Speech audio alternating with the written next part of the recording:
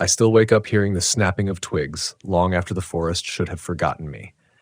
That first night, it's etched into my chest like a brand. I realized the wilderness doesn't just exist, it watches, it waits.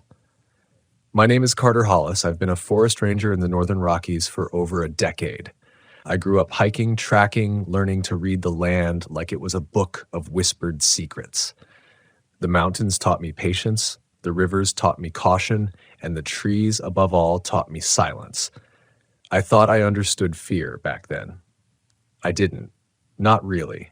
Not until the day the forest line shifted overnight. I remember pulling into the ranger station just before dusk, the fading sunlight catching on the frost of early November. I had been on a routine patrol for weeks, nothing more than old logging roads, abandoned cabins, and the usual tracks of deer, elk, a bear or two. People called these forests empty, but I knew better. Every rustle in the underbrush, every hollow tree carried a story. Usually they were harmless, even comforting. This time the story was waiting for me. I didn't know it yet. The call came through the radio just as I was locking my truck. A group of hikers, 3 college students, hadn't returned from a day hike in the Wind Hollow section. Their families were frantic. They'd left hours ago. I grabbed my pack, checked my sidearm, and headed out. The forest swallowed me immediately, the familiar trails folding under the thickening shadows. It smelled of wet pine and something else, faint, metallic, like blood that had been sitting in the snow for days. I told myself it was the hiker reports, that it was nothing. Rationalization is a ranger's lifeline. By the time I reached the trailhead where they were supposed to start, the light had vanished completely. The sky bled a dark indigo, and the air carried a sharp bite. I started down the main path, flashlight cutting thin beams into the darkness, calling their names. Nothing. No response. Only the forest breathing, as if exhaling through every tree and underbrush. I shouldn't have thought it, but for the first time in years, I felt unprepared. There was a stillness here I hadn't encountered before. A waiting. I found the first sign an hour later. A backpack, ripped open, straps dangling, and the scent of wet hair strong in the cold air. My stomach dropped. I knelt, careful not to touch anything more than I had to.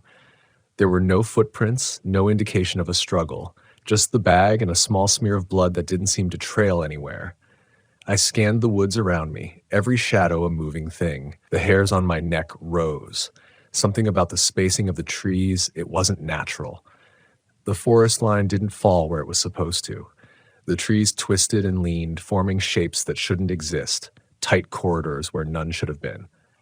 I shook my head, blamed the darkness, blamed fatigue. I pressed on. 2 hours in, I found them. Not alive. Not dead. Not entirely. They were there, their forms crouched under a rock overhang, frozen, eyes wide and unblinking, faces half hidden in shadow. Their bodies didn't move, didn't breathe. The air smelled of burnt hair and iron. I called out, more loudly this time, stepping closer, my flashlight trembling. Then I saw it. Their faces weren't right. The skin around their eyes seemed stretched. And their lips, they weren't their lips. The first time I tried to step back, something in the corner of my eye shifted. A figure crouched behind a tree, impossibly thin, motionless. I swear it had watched me for minutes, though I hadn't noticed it until then. I snapped my head around, flashlight swinging. Empty. Just shadows. The hair on my arms stood on end. I forced my voice steady. I'm a ranger. Step forward. Nothing. I noticed then that the sounds of the forest had changed. No wind through the needles, no rustle of small animals, no distant water trickle, only silence. Not the kind of silence that waits for dawn, the kind that listens, watches, judged. By nightfall, I had nothing. The students had vanished entirely, leaving only the warped shapes of their bodies, now gone without a trace. I radioed in, trying to keep calm, to explain, to rationalize. The other rangers thought I was overreacting, that maybe I'd stumbled on a rock slide, some odd natural phenomenon. I didn't argue. I didn't tell them about the figure behind the tree, or the way the shadows moved when I blinked, or the way the forest seemed to shift. Just slightly, almost imperceptibly, when I turned my back. I camped nearby, using the old ranger cabin, walls thin and cold. The night was alive with sound, low hums almost like whispers, sometimes rising from beneath the cabin under the floorboards, or perhaps from the hollow earth. I tried to convince myself it was my imagination. I tried sleep. I couldn't. The whispers didn't stop. They began repeating words I didn't know, words that became names. My name, Carter, Hollis. Not just whispered, but insistent, like they were learning the rhythm of my voice, my fear. I left the cabin before dawn. The next day, I tried to trace the path the students would have taken, sticking strictly to the known trails. But the forest refused me. Paths curved into impossible angles, trees leaned over to block the way, and fallen logs that had been there for decades vanished entirely. Rocks shifted when I stepped past them. I tried to mark my route, leaving ribbons on branches. Hours later, I realized every ribbon had been removed, shredded to nothing. It was as if the forest itself were erasing me, testing me. By mid-afternoon, I found another trail sign, footprints, human but wrong. Too large, toes splayed, the weight uneven, almost as if someone or something had walked across half their foot, then sunk a claw or branch into the other. I followed them, rationalizing. Maybe the hikers had fled. Maybe someone else had been here. Maybe it was a bear. My mind needed explanation, any explanation, and I clung to the logical possibilities like driftwood in a storm. I shouldn't have. Not once I saw what was crouching in the low fog along the ridge. The figure waited at the edge of the clearing, completely still, body bent backward at an impossible angle. Its head jerked unnaturally when it noticed me. I froze. My breath turned to frost before I could swallow. It stared. No eyes. Or too many. I couldn't tell. I raised my radio, ready to call, but the static burst from it violently, screaming over my ears like nails on metal. The figure disappeared. Just like that. No sound. No rustle. Nothing. Yet I knew it hadn't moved far. I felt it watching from just beyond the fog. Always there. Just beyond the fog. I spent the night on that ridge, curled under my jacket, listening. The whispers returned, crawling across the fog like ants, forming sentences I almost understood, calling out things I didn't want to know. And then just before dawn, I heard them. Footsteps. Not my own. Not human. Slow, deliberate, circling the ridge, crunching leaves and frost under weight I couldn't see. I didn't move. I couldn't. Every part of me screamed to run, but the forest had already shifted beneath me. The ground wasn't familiar. The trees leaned in ways they hadn't the day before. Paths I had memorized as a kid no longer existed. By the time light broke, I was somewhere else entirely, though it should have been impossible to get lost on that ridge. I emerged hours later back at the cabin, or what I thought was the cabin. The walls were twisted, the door frame bent inwards. Inside, the floor had been replaced by dirt, soil loose and smelling of decay. My ribbons were gone. Nothing about this place was right. Nothing about the forest was right. And I knew, in a way I couldn't explain, that it had all been waiting. For me. For someone like me. Someone who thought they could navigate it, control it, understand it. That was the moment I realized the forest doesn't just remember the past. It writes it. It consumes it. And it waits to correct mistakes. I left the cabin, what was left of it, before the sun fully rose. My boots sank into the dirt where the floorboards had been, the soil still warm beneath my feet despite the frost outside. I had to get out of that place to convince myself I could reach the ranger station, file a report, and have someone believe me. I thought about calling in another patrol, but the radio crackled again with that same static, almost like it was alive, writhing with something beneath the signal. I stuffed it into my pack and ran. The forest closed around me in a way I hadn't thought possible. Every tree leaned inward, trunks pressing together, branches like twisted fingers reaching out to grab me. I tried to retrace the ridge trail I thought I'd come from, but it no longer existed. Rocks I had stepped over, fallen in decades past, and were now standing upright. Hollow trees, familiar markers, had disappeared entirely. The mist clung to the ground, moving like liquid around my legs, whispering my name again. Carter. Hollis. I tried to ignore it, tried to convince myself it was exhaustion, that I was hallucinating. but the feeling of being observed never left. By midday, I stumbled upon something I can't explain. A small clearing, perfectly circular, surrounded by trees that bent inward at impossible angles. In the center was a depression in the soil, perfectly round, maybe 10 feet across, with soil so dark it looked wet even though the frost hadn't melted. I stepped closer and the air changed. My skin prickled. There was a faint vibration beneath my boots, low and rhythmic like a pulse. I crouched, pressed my hand to the ground, and felt it. The land itself seemed alive. Something was moving beneath, something old and patient, waiting for me to notice. I drew back, heart hammering. That's when I heard the first scream. Not human. Not quite animal either. It came from beneath the depression, high-pitched, jagged, reverberating through the soil, through the roots of the trees.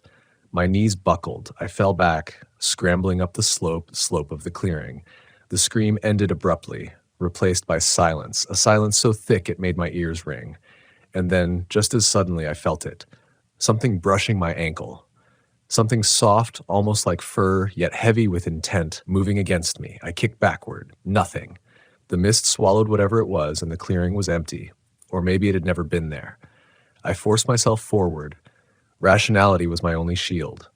I told myself the depression was a sinkhole, the vibration tectonic, the brushing ankle, wind, roots, my imagination. But every instinct in my body screamed otherwise. I couldn't ignore it. I shouldn't have. Hours later, I found another sign. Footprints. Not human, elongated, clawed, sinking unevenly into the soil. I followed them as I always did, as I was trained to do. But the path they carved wasn't linear. It twisted, doubled back on itself, and led me deeper into a section of forest I didn't recognize, one I knew shouldn't exist. And then I saw the first figure. From a distance, it looked human, standing perfectly still on a small rise, staring. I froze. My flashlight didn't reach that far, but the last light of dusk caught its outline. My chest tightened. There was something wrong about the posture, the way it held its head. The shadow it cast didn't match the shape of its body. I whispered, my voice trembling, "Hey, are you okay?" No response. I stepped closer. The figure vanished. No rustle, no disturbance, just gone. But I felt it watching, always just beyond the ridge, crouched in shadows, imitating, learning, waiting. Night fell quickly. Darkness in that forest wasn't just absence of light. It was a physical thing, pressing in from all sides, cold and heavy and alive. I tried to keep my bearings, kept moving, kept whispering my own name to reassure myself I still existed. That's when I noticed the trees weren't quiet anymore. Low hums, almost imperceptible at first, rising to groans like the forest was speaking in a language I almost understood. Branches moved without wind. Shadows stretched beyond the reach of my flashlight, then recoiled. Something followed me. I didn't know what it was, but I knew it had patience. I had none left. Hours later, I stumbled upon the second clearing. This one smaller, surrounded by rocks and fallen trees, arranged unnaturally, almost ceremonially. The soil here smelled of burnt iron and decay. In the center lay something, what I thought was a body at first. As I approached, the shape moved. Not alive, not dead. A mimic, a mockery of a human form. Its limbs were too long, its head twisted at angles that should have broken bones. Yet it mimicked breathing, mimicked fear, and most horrifyingly, mimicked me. It repeated my posture, my movements, my panicked gestures. I stopped. I couldn't move. It didn't advance, but it didn't need to. It existed to terrify, and it succeeded. I turned away, trying to rationalize, telling myself it was a hallucination, some neurological response to exhaustion. But the whispers returned, circling me, climbing my spine, echoing words I almost understood. They knew my past. They knew what I had lost. Names, faces, voices of those who disappeared under my watch, including the first hiker I failed years ago. I tried to run, but the forest was no longer forest. Paths twisted, roots rose like barricades, and the mist thickened, crawling over my boots and ankles. Every instinct screamed to flee, but the land itself was a predator now, closing in, shifting to trap me. I found another structure later that night, not marked on any map, not a cabin, not a mine, just a low, partially hidden entrance in the earth, obscured by fallen trees and brush. I don't know why I approached it. Maybe curiosity, maybe desperation, maybe some part of me wanted to confront whatever this was. The air around it was different. Hot, stagnant, smelling faintly of sulfur and decay. I knelt, peering inside. Darkness, thick and absolute, almost liquid. The whispers intensified, forming phrases now, not just names but commands. Enter, stay, watch. My rational mind screamed to leave, but my body moved against it. The entrance led down a narrow shaft, just wide enough to crawl, soil crumbling under my hands. I felt vibrations again, and deeper this time, resonating through my bones. I thought of the hikers. I thought of my past mistakes. The deeper I went, the more I realized that this wasn't just a tunnel. It was alive. The walls seemed to breathe, expanding and contracting ever so slightly, guiding me forward, corralling me. Something at the end waited. I could feel its presence. Not human, not entirely corporeal. Watching, patient. By the time I reached the bottom, I was crawling through near darkness, my flashlight useless against the thick blackness. That's when I saw them. Shapes carved into the walls, humanoid but grotesque. Faces stretched in silent screams, eyes wide, mouths open, frozen forever in some private terror. My stomach turned. I tried to rationalize geological formations, mineral stains, but they weren't just faces, they were moving, slowly, minutely, in rhythms that mimicked my own breathing. I pressed my hand to the nearest figure. Cold. Too cold. And then I felt it. Eyes on the back of my neck. Something had followed me down, something intelligent, something that had learned my pace, my hesitations, my fear. I couldn't turn around, couldn't move, couldn't think beyond survival. The whispers had become voices now, talking over each other, a cacophony of threats and secrets and promises. Names of people I had lost, names I hadn't even known were important, names I would never forget. I thought I saw movement in the shadows, figures stepping out from the walls, from the corners, just at the edge of perception. One figure, perfectly still, held its head like mine. Its lips distorted, formed words I almost recognized. Carter. Its voice wasn't a voice. Not exactly. It scraped through the air the same way a shovel grates against frozen soil. My name twisted out of its warped mouth in a rhythm that didn't fit speech, more like it was testing the shape of the word, the shape of me. The way the forest had whispered it, the way the earth had hummed it. Hearing something that wasn't human try to be human, it digs into a part of your mind you can't patch over later. I wanted to look away. I wanted to close my eyes and pretend none of this was happening. But the air inside that tunnel pressed against my skin like a cold hand, forcing stillness, forcing attention. The figure stepped forward, its bones creaking like stressed wood. Its movements didn't match its footsteps. Each step came a beat too late, like sound trailing after motion. It tilted its head, imitating the way I had earlier when I thought I heard footsteps behind me. Watching it mimic me, slowly, imperfectly, made something inside me fracture. The worst part was the recognition. Not of a face, but of a posture, a tension I'd carried for years. It copied my fear back at me, like it had been studying me since the moment I stepped into the forest.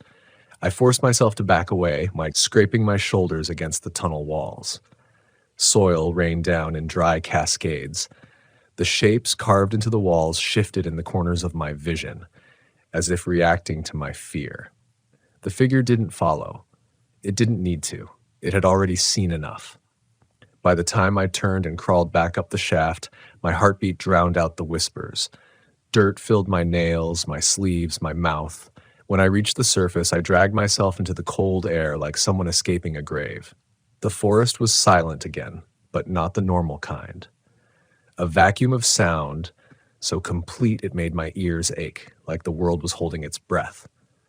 Night clung to the treetops in heavy folds. The moon was a thin smear through the branches. I staggered forward, legs shaking. Every sense strung so tight it felt like the slightest touch would shatter me. I didn't recognize where I'd emerged.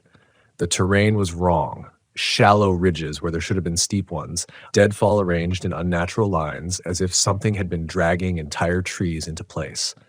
My compass spun in useless circles, north shifting every few seconds, the needle jittering like it wanted to leap out. I kept moving, one step at a time. Survival by momentum. Hours passed, or maybe minutes. The forest doesn't measure time the way we do. Eventually, the mist thinned enough that I saw lights in the distance. Two pale glows between the trees, flickering like lanterns. Relief hit me hard, too hard. Lanterns meant people. People meant help. My legs carried me faster, clumsy and desperate. But as I got closer, something felt wrong. The lights didn't sway. They didn't bob. They just hovered, perfectly still. I slowed. Every bone in my body went cold. They weren't lanterns. They were eyes. Massive, reflective, set too far apart. The creature, or whatever it was, stood still behind a thin veil of trees. Its outline was impossible to discern, as if the forest itself bent around its shape. The eyes blinked once, slow, heavy, deliberate. A pressure gripped my chest, cold and deep, like the forest was squeezing my lungs. I didn't breathe. I didn't move. The eyes lowered, then shifted, as if tilting in curiosity. The branches around it trembled, though no wind blew.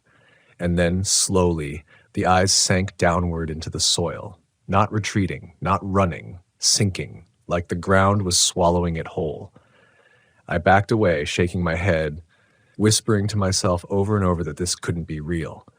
But the forest doesn't care about reality. It cares about possession, about hunger, about rewriting. The moment the eyes vanished beneath the soil, a new sound rose behind me, a slow, rhythmic thudding. Footsteps. Not running, not sneaking, just walking, following.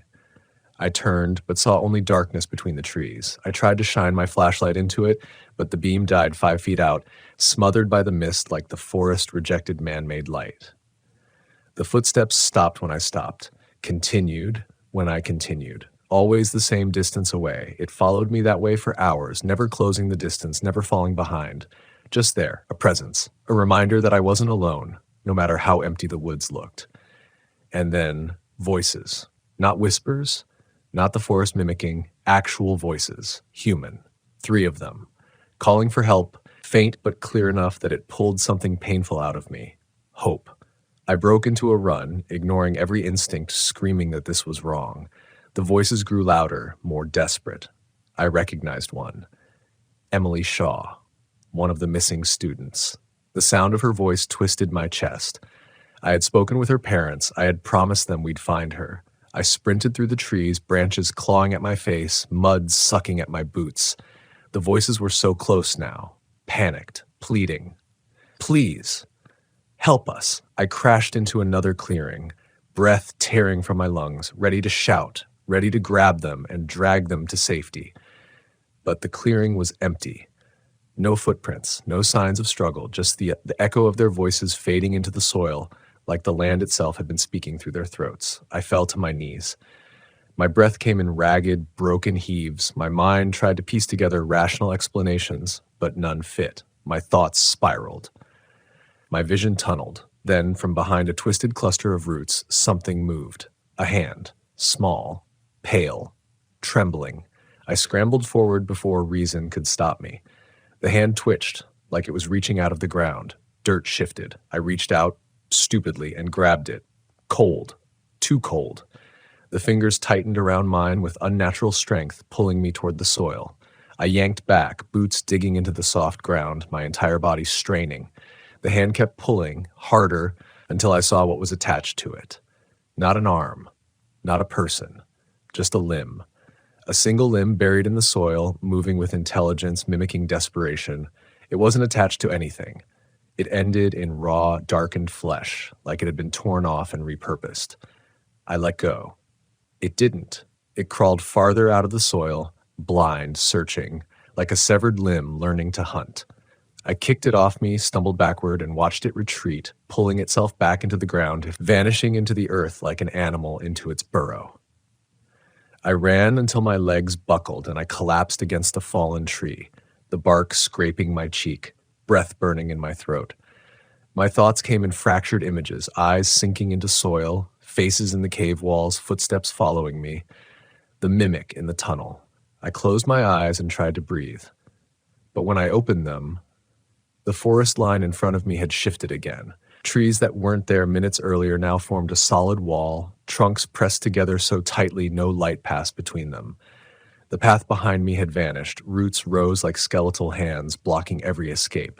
The forest was corralling me, guiding me, steering me toward something. And somewhere deep inside, I realized I wasn't the first ranger this had happened to. Not by a long shot. The forest didn't feel alive anymore. It felt ancient, patient, and aware. Every tree, every root, every mist, thickened patch of soil seemed aligned toward a single purpose. Me. I had no plan, no map, no landmarks. The path I thought I had memorized as a child had folded in on itself, replaced by a labyrinth designed to disorient and terrify. I walked forward anyway, because standing still was surrender, and surrender meant becoming part of the forest's game. Hours passed. Or maybe days. Time didn't exist there the way it did in the outside world. Shadows stretched and recoiled unnaturally, sun and moon hiding behind thick canopies. I lost track of how long I stumbled over roots, climbed over fallen logs, and waded through mist that smelled increasingly of iron and rot. At some point, I realized I hadn't heard any birds, squirrels, or insects in hours, not even the wind. Silence became a tangible pressure on my ears, tightening my skull, making my heartbeat thunder in my throat. And then I saw the first sign of human interference. Metal. A thin, rusted ladder, partially embedded in the ground, leading down into a gaping hole hidden beneath a mound of soil and roots. It wasn't on any map. There were no markings. Yet something about it screamed intentional, deliberate. Someone or something wanted to be found. The air around it stank. Burnt hair, sulfur, and a faint hint of decay that made my stomach knot. I climbed. Every rung groaned, threatening to give way under my weight. By the time I reached the bottom, I was deep underground. The temperature shifted abruptly. Summer heat outside gave way to freezing, wet air. My flashlight flickered, barely illuminating the walls of a narrow man-made tunnel carved into stone and clay. The walls were smooth, too smooth, like they had been worked by hands that understood construction better than nature. But that wasn't the worst part. Along the walls, scratched into the stone, were names. Hundreds of them. Dates. Some decades old, others recent. The carvings didn't stop.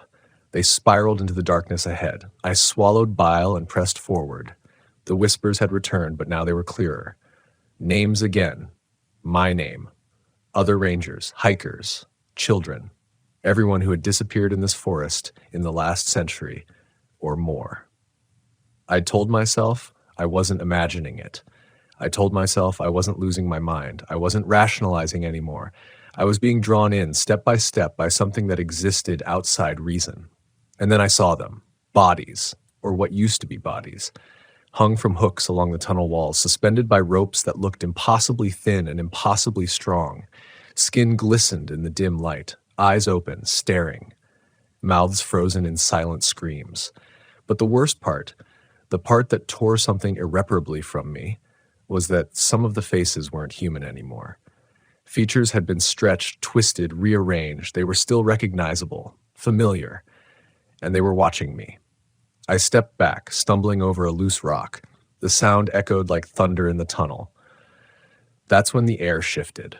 A weight pressed against my chest, not physically, but spiritually. I couldn't inhale fully. The shadows along the walls shifted. One of the figures moved. Not entirely, not overtly, but the angle of its head, the blink of its eye, the twitch of its lip, it was alive, and it was aware of me.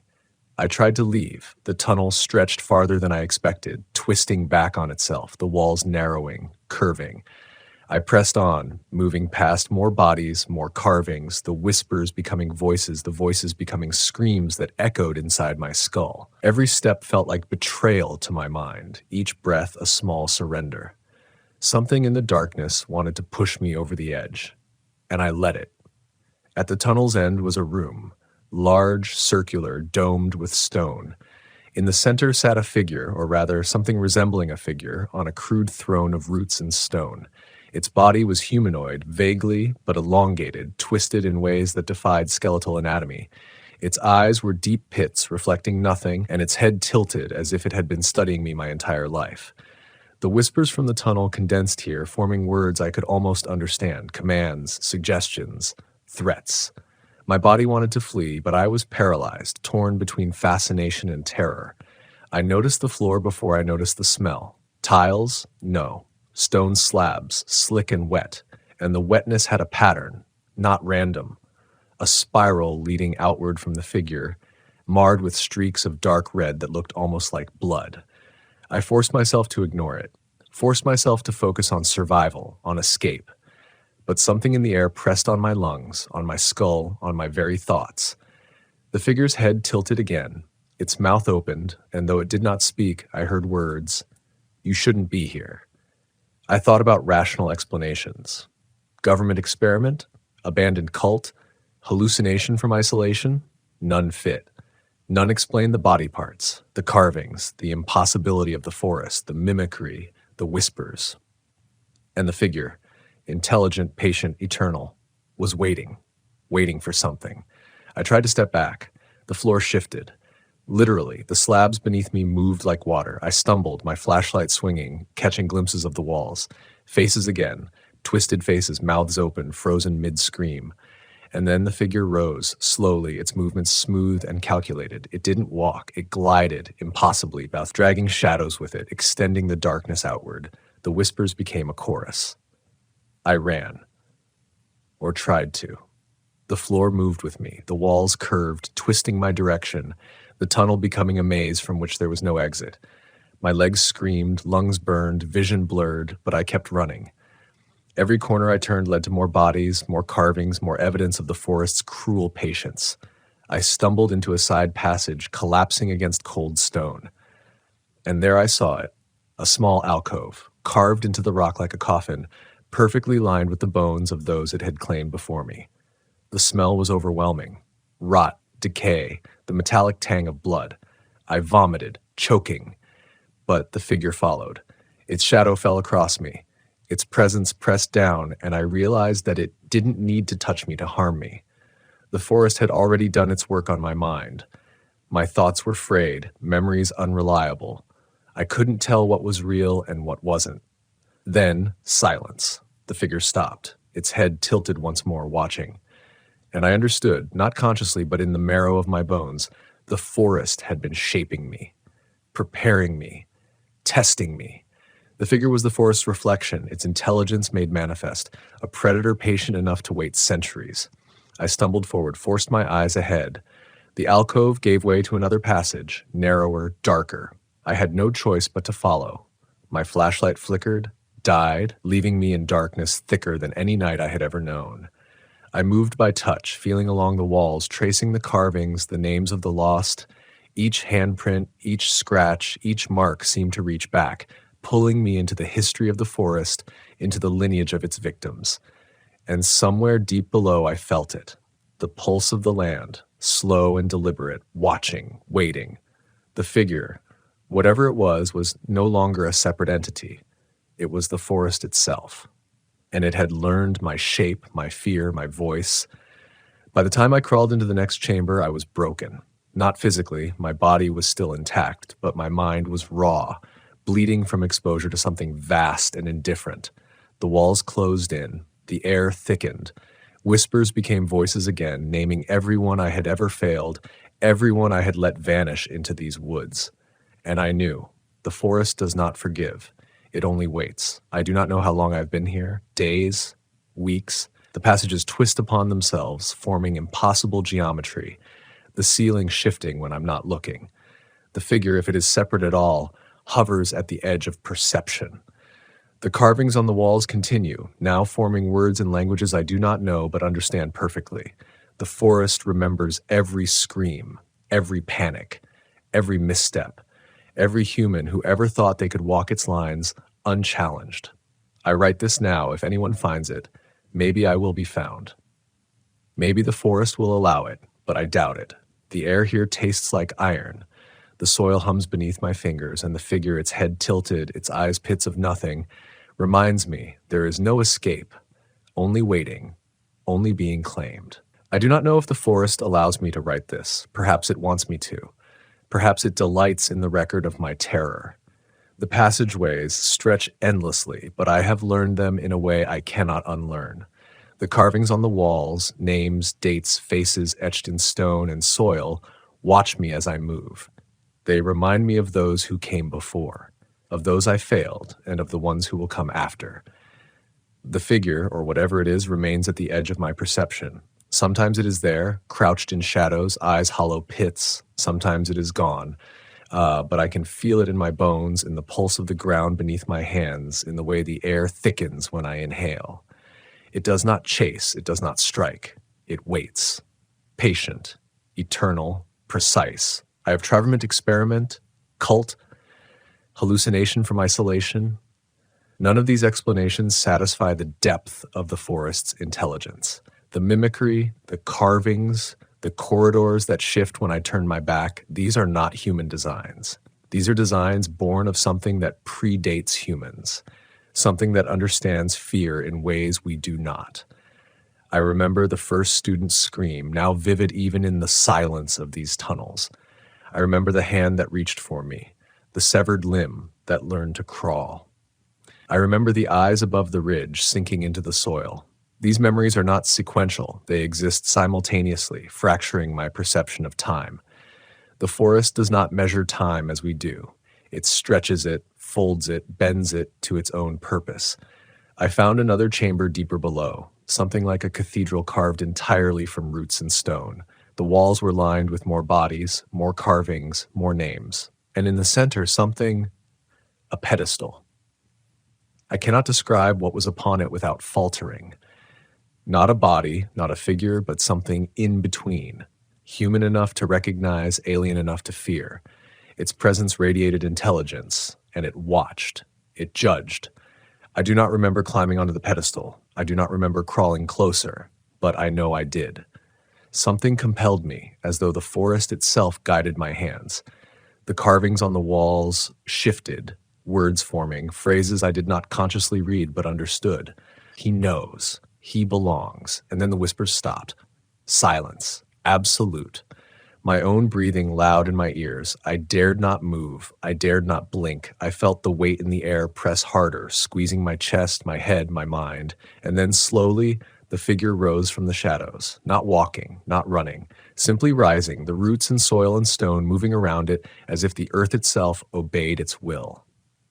I tried to retreat, but the chamber shifted, the pedestal elongated, stretching into an impossible corridor of stone and roots. My hands gripped the edges as the floor twisted beneath me. The figure's head tilted. I recognized the movement, the mimicry of posture. I realized with cold certainty that it had been learning me since the moment I entered this forest. Learning fear, learning hesitation, learning survival. The air pulsed. The whispers returned, a cacophony of names, voices, screams, and then a single phrase, "Stay with us." I understand now that the forest does not merely take, it absorbs, it teaches, it molds, it waits for the correct alignment of fear, desperation, and willpower. Then it claims.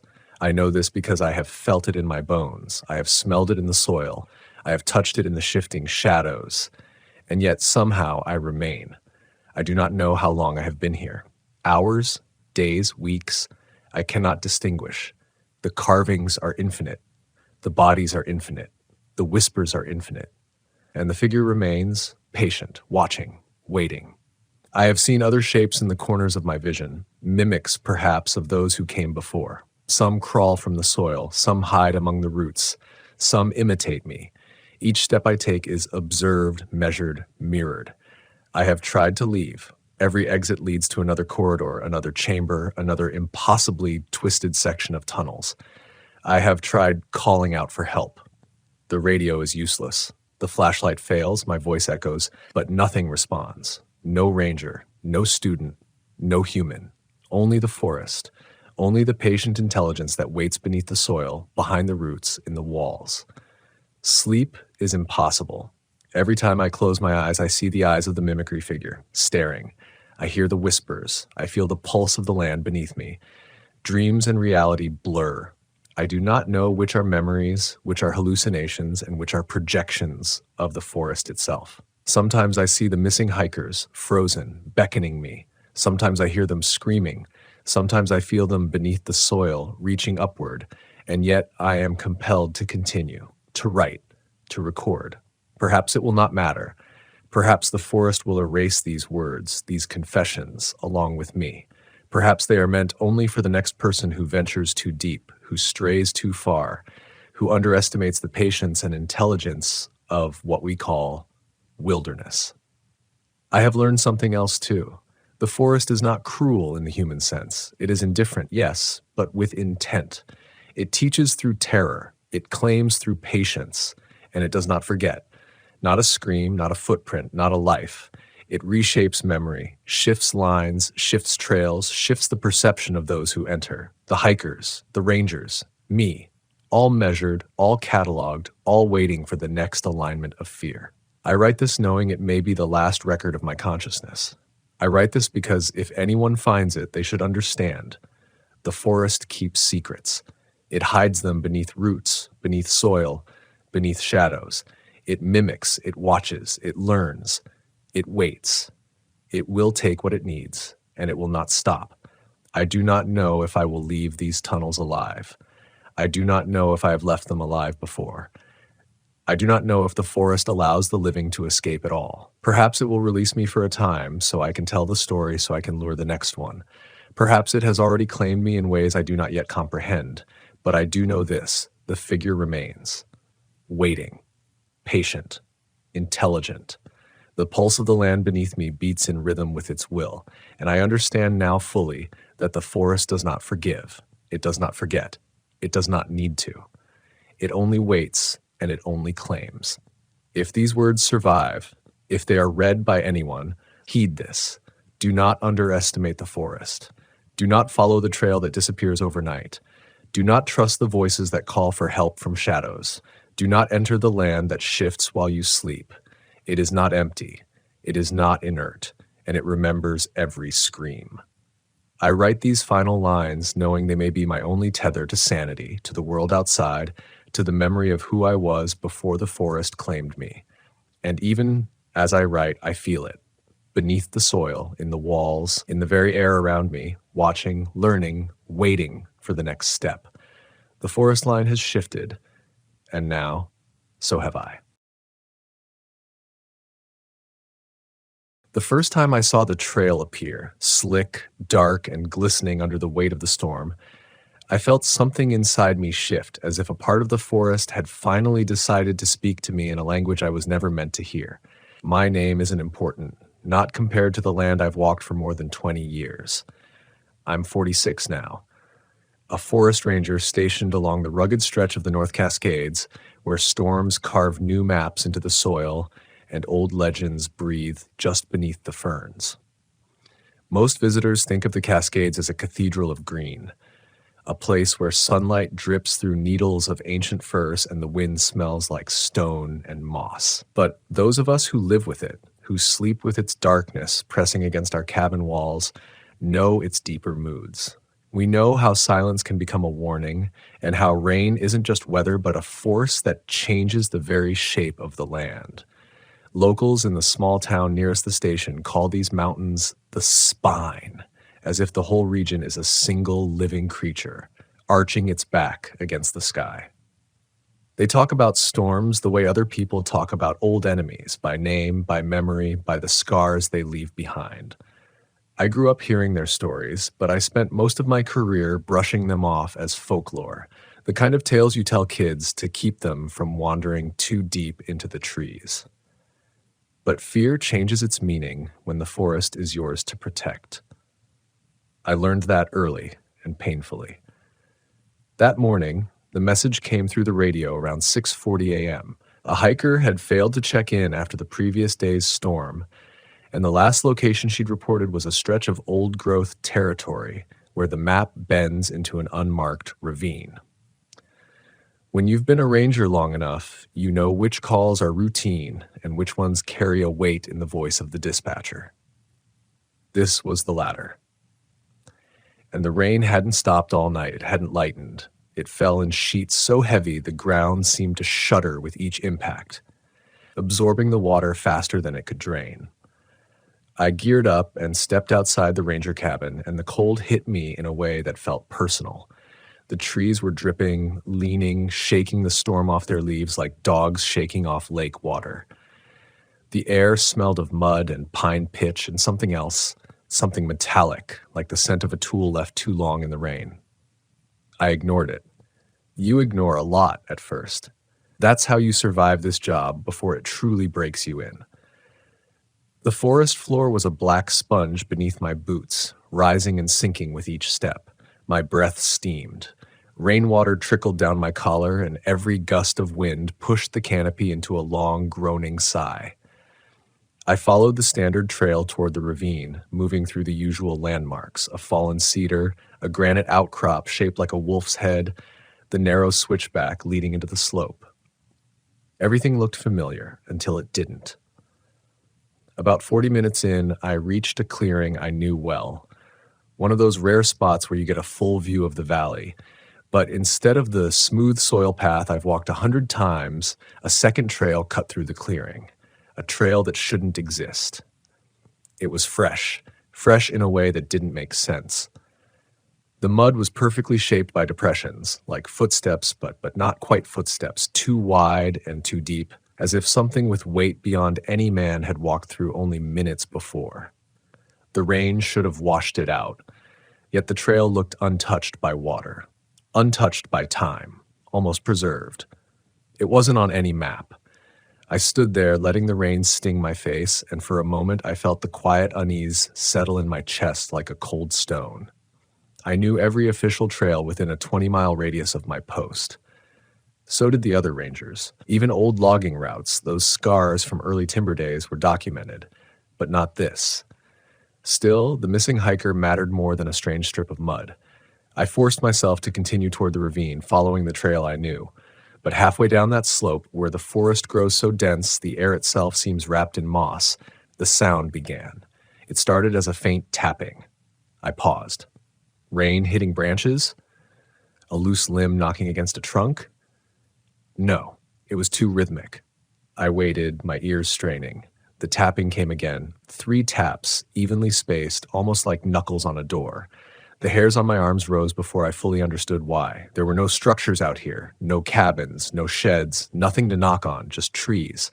I tried to rationalize. Woodpecker? Maybe. But woodpeckers don't tap slowly. They drill rapid, hard, relentless. This was deliberate, a message. I told myself it was nothing and kept walking. Search protocol teaches you to stay focused on your mission, on the facts, on the logic you can actually touch. But it's hard to touch logic when the forest starts pressing in, when you feel watched but can't see from where, when shadows take on a shape that isn't quite natural.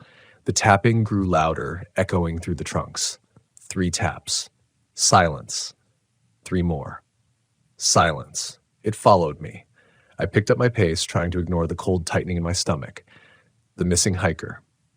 The storm damage. That was all I needed to think about. Not the tapping. Not the trail that didn't exist yesterday. Not the growing pressure in the air that made my chest feel wrapped in vines. By the time I reached the ravine ridge, the tapping had stopped. The rain softened into a steady drizzle, and the forest seemed to breathe again. I crouched low, scanning the drop below. The ravine was swollen with runoff, small waterfalls threading down moss-covered rock. And then I saw it. A bright scrap of fabric tangled in the branches of a downed alder tree, halfway down the slope. Her jacket. The missing hiker was here. I radioed it in, then began the descent carefully, anchoring myself with roots and wet rocks. The rain made everything slick, but I moved slowly, deliberately. When I reached the alder, I found more signs. A partially crushed water bottle, a glove, the faint imprint of a hand dragged through mud. She'd slipped, maybe fallen, but the trail below should have brought her back up if she'd been able to walk. Unless she hadn't walked out. I scanned the ravine floor, and that's when I noticed something else. Not far from the alder's base, cutting across the ravine like a scar, was that same impossible trail. The same deep, wide impressions in the mud. The same untouched pattern, unmarred by the storm, as if the rain refused to wash it away. It led deeper into the trees, far deeper than any maintained trail, official or unofficial. The unease in my chest shifted into something heavier. Doubt. Doubt in my understanding of the land I'd spent my life memorizing. Doubt in the maps I carried like gospel. Doubt in the idea that the forest was static, knowable, predictable. I knelt beside the impressions. The edges were clean, sharp. Whatever made them had stepped here recently, within the hour, maybe less. And the hiker? No human footprints followed, only these. I swallowed hard, hearing the wind whistle across the ravine, but the sound carried something else, a low, deep groan like breath forced through stone. I turned sharply, scanning the tree line. Nothing moved. Nothing human, anyway. I felt my instincts tug at me, the same instincts I'd spent years forcing into silence. We're trained to trust reason, not fear. But something inside me whispered that following that trail would be a mistake people don't return from. But the missing hiker might still be alive. I forced myself upright. I stepped toward the impossible path.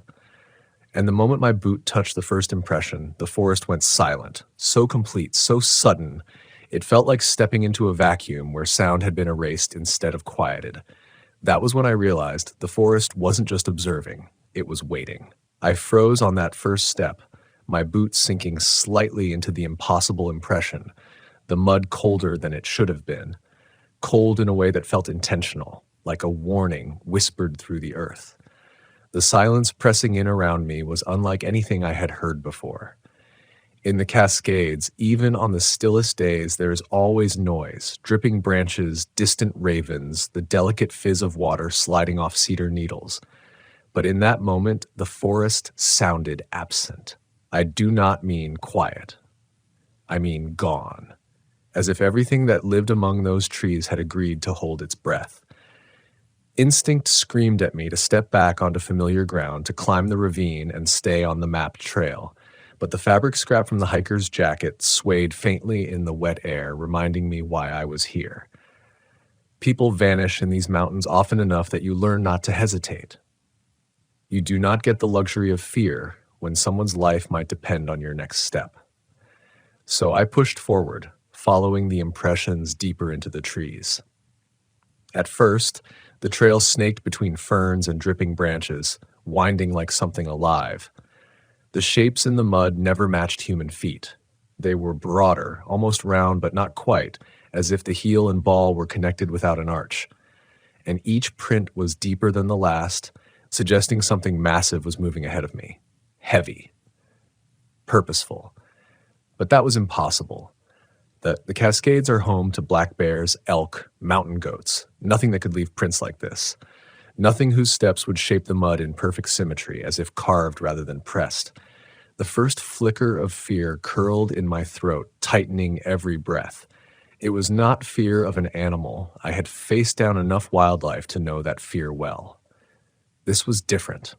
This was fear rooted in not knowing what category to place something in, when your mind cannot decide if it is threat or hallucination or omen. The trail bent sharply around a cluster of moss-laden firs. The rain softened into mist, the air cooling further until my fingertips went numb. My jacket was waterproof, but the cold was sinking through it anyway, crawling beneath the fabric like icy fingers. I stopped to adjust my radio, but as soon as my hand touched it, the static died completely. Not muffled, dead, no sound, no crackle, no response. I tapped the side. Nothing. The forest was swallowing everything. I turned in a slow circle, scanning the undergrowth. My breath fogged in front of me. The visibility was shrinking. The soil grew darker. The strange prints glistened with a sheen that almost looked oily, as if whatever made them had left something behind. My nerves were fraying, but the hiker's glove had been found near the ravine. She had been here. She had gone this way, willingly or not. I steadied my breathing and continued on. As I walked, something shifted in the air. Pressure, subtle but unmistakable. The kind of pressure that comes before a rock slide or avalanche. The kind that makes animals bolt long before a human senses danger. The trees stood unnaturally still. No branches swayed. No leaves rustled. Yet I kept feeling small taps of moisture on my neck, like raindrops that were not falling. When the scent reached me, I stopped. It drifted low to the ground, carried by a wind too soft to feel but strong enough to deliver the odor right under my nose. A sour, musky smell cut by a metallic tang, like wet fur mixed with the inside of a rusted pipe. I had smelled cougar dens, bear scat, decaying tree roots. This was none of those. The scent was wrong, ancient, heavy, like it had been trapped underground for a long time. The forest around me darkened, the canopy thickening overhead. The trail curved again, tighter this time, as if pulling me towards something I could not yet see. And then I heard it. Not tapping this time. Breathing, deep, slow inhalations, just beyond the next bend. Not human. Too large, too resonant. Each breath vibrated slightly through the ground beneath my boots. My pulse hammered. Sweat chilled instantly on my skin. I crouched, trying to peer through the dense curtain of ferns. The breathing continued, steady, patient, almost as if whatever was ahead knew I was there and did not care. I forced myself forward, my hand hovering near the flare clipped to my belt. No firearm. The park regulations were strict about that, and besides, against something this size, a weapon would not buy me much time. But a flare might distract it long enough for... A branch snapped somewhere behind me. Not a twig. A branch. I spun fast, shining my beam into the growing fog. Nothing. No movement. No shape. No animal eyes glinting back at me. But the breathing ahead had stopped. The silence was now total. Every nerve in my body screamed. I took one cautious step backward, then another. The mud sucked at my boots, clinging as if the earth itself wanted to hold me in place. The forest exhaled, not wind, not breath, something else. A release of pressure as if the ground beneath me shifted microscopically. That was when I saw it. A shape, just barely, moving through the fog ahead. Huge. Tall enough that its head brushed the low-hanging branches. Slow, deliberate steps pressed new prints into the mud. The strange impressions were its, and whatever it was not walking away. It was circling. I pressed my back against a fallen tree, grounding myself. Something flickered at the edge of my vision. I turned, but the fog thickened, swallowing the shape instantly. My heart pounded so loudly it drowned out my thoughts. I could not call for backup. My radio was dead. I could not outrun something that size, and I could not leave the hiker behind. Quiet unease hardened into full tension, a cold knot wrapping my ribs. The air tasted like metal. Rain dripped somewhere distant, but even that sound felt wrong, too spaced out, too intentional, as if the forest was imitating rain rather than letting it fall. And then the knock came again. 3 taps, but this time, not from the trees. From the ground beneath me. I staggered back as the earth vibrated. The taps grew louder, more forceful, pulsing upward through the soil. Something under there, something big, was moving. The ravine, the impressions, the breathing, the metallic smell. Everything clicked together in a sickening mosaic. The forest was not hiding something in the trees. It was hiding something under the ground. The old legends from the locals, the ones I had dismissed, whispered back to me. Creatures older than the glaciers. Beings that move when the rain softens the earth. Shapes that look like men carved from stone until they step out from the caves after storms. They called them watchers, mountain keepers, walking myths. Stories meant to scare kids. At least that was what I used to tell myself. The taps grew faster. Branches overhead shuddered. Ferns trembled. The fog swirled in a slow spiral as if drawn towards some unseen center. Fear spiked into doubt. Doubt in my decisions, step in my presence here, in my judgment. I felt trapped between my duty and my instinct to flee, between reason and something older than reason, something primal.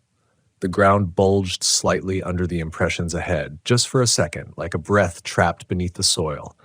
Then the breathing returned, much closer than before. I backed up until my shoulders met the cold bark of a tree. I held my breath, and from the fog, something emerged.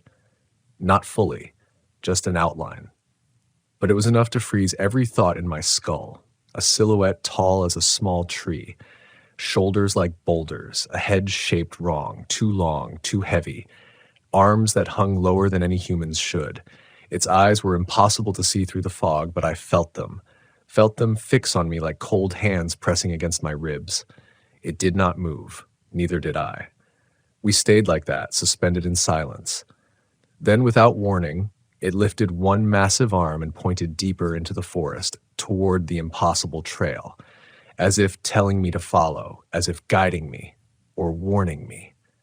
My throat tightened. The hiker, she had gone this way, and whatever this thing was, it stood between me and where I needed to go. I swallowed, every muscle trembling, but forced myself to speak. "What do you want?" My voice sounded too small, too human.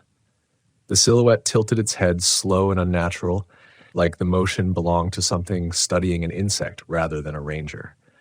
Then, from somewhere behind it, so faint I almost thought it was memory, I heard a woman scream. Cut off, abrupt, human, alive, or recently alive. Something snapped inside me. I bolted, straight toward the direction of the scream, straight into the deeper forest, straight onto the trail that only existed after rain. I don't remember making the decision to run. One moment I was staring at that towering silhouette through the fog. The next, my legs were tearing through undergrowth, slipping in the mud and splashing through shallow pools. The scream, if it was a scream, was still echoing in my skull, sharp and urgent. Whether it was real didn't matter. It was enough to propel me forward. Branches clawed at my jacket, snapping back wet thwacks. My boots crashed into the strange impressions on the trail, those deep, unnatural hollows that held the cold like cupped hands. With every step, I felt the forest change around me. The trees thickened. The air cooled further. The fog grew denser, swallowing color, shapes, even sound. My heartbeat became the only steady rhythm, heavy and frantic. The trail narrowed until it barely existed, flanked by walls of moss and dripping ferns. Something about the path felt wrong. Trails don't narrow like this, not naturally. The earth seemed to pulse faintly beneath my boots, like a heartbeat buried deep below the soil. Ahead, the fog thinned just enough to reveal a sloping corridor of trees. The impressions continued down the middle of it, too consistent to be random, too deliberate to be wind or water or erosion. Whatever made them wanted them to be followed. A deeper dread unfurled in my gut, slow and cold. My instincts screamed at me to turn back, but adrenaline had already burned the bridge between fear and reason. I pressed on until the corridor opened into a basin I'd never seen before, and I knew every inch of this forest, or I thought I did. The basin wasn't wide, maybe 50 feet across, encircled by ancient cedar trees whose trunks were so thick it would take 3 people to wrap around them. Their roots curled above ground like sleeping serpents, weaving through one another to form an uneven ring. The center of the basin held a sinkhole, or what looked like one. A depression in the earth about 10 feet wide, filled with dark, still water. Not rainwater. This was too smooth, too glass-like. The surface reflected nothing. Not trees, not sky, not me. Just darkness.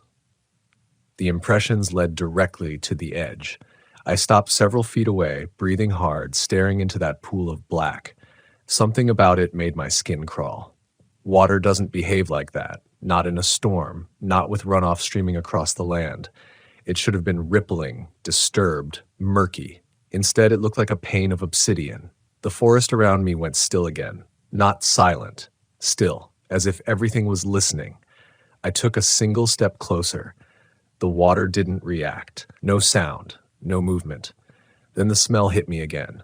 The musky metallic stench, stronger now. Thick like the air had been steeped in it. My eyes watered, my throat tightened. The scent seeped into my jacket, my skin, my lungs. I fought the urge to step back. The hiker. That was all I needed to focus on. I forced myself forward, inching toward the edge. The mud around the sinkhole was deeply indented, not just with the wide impressions, but with drag marks.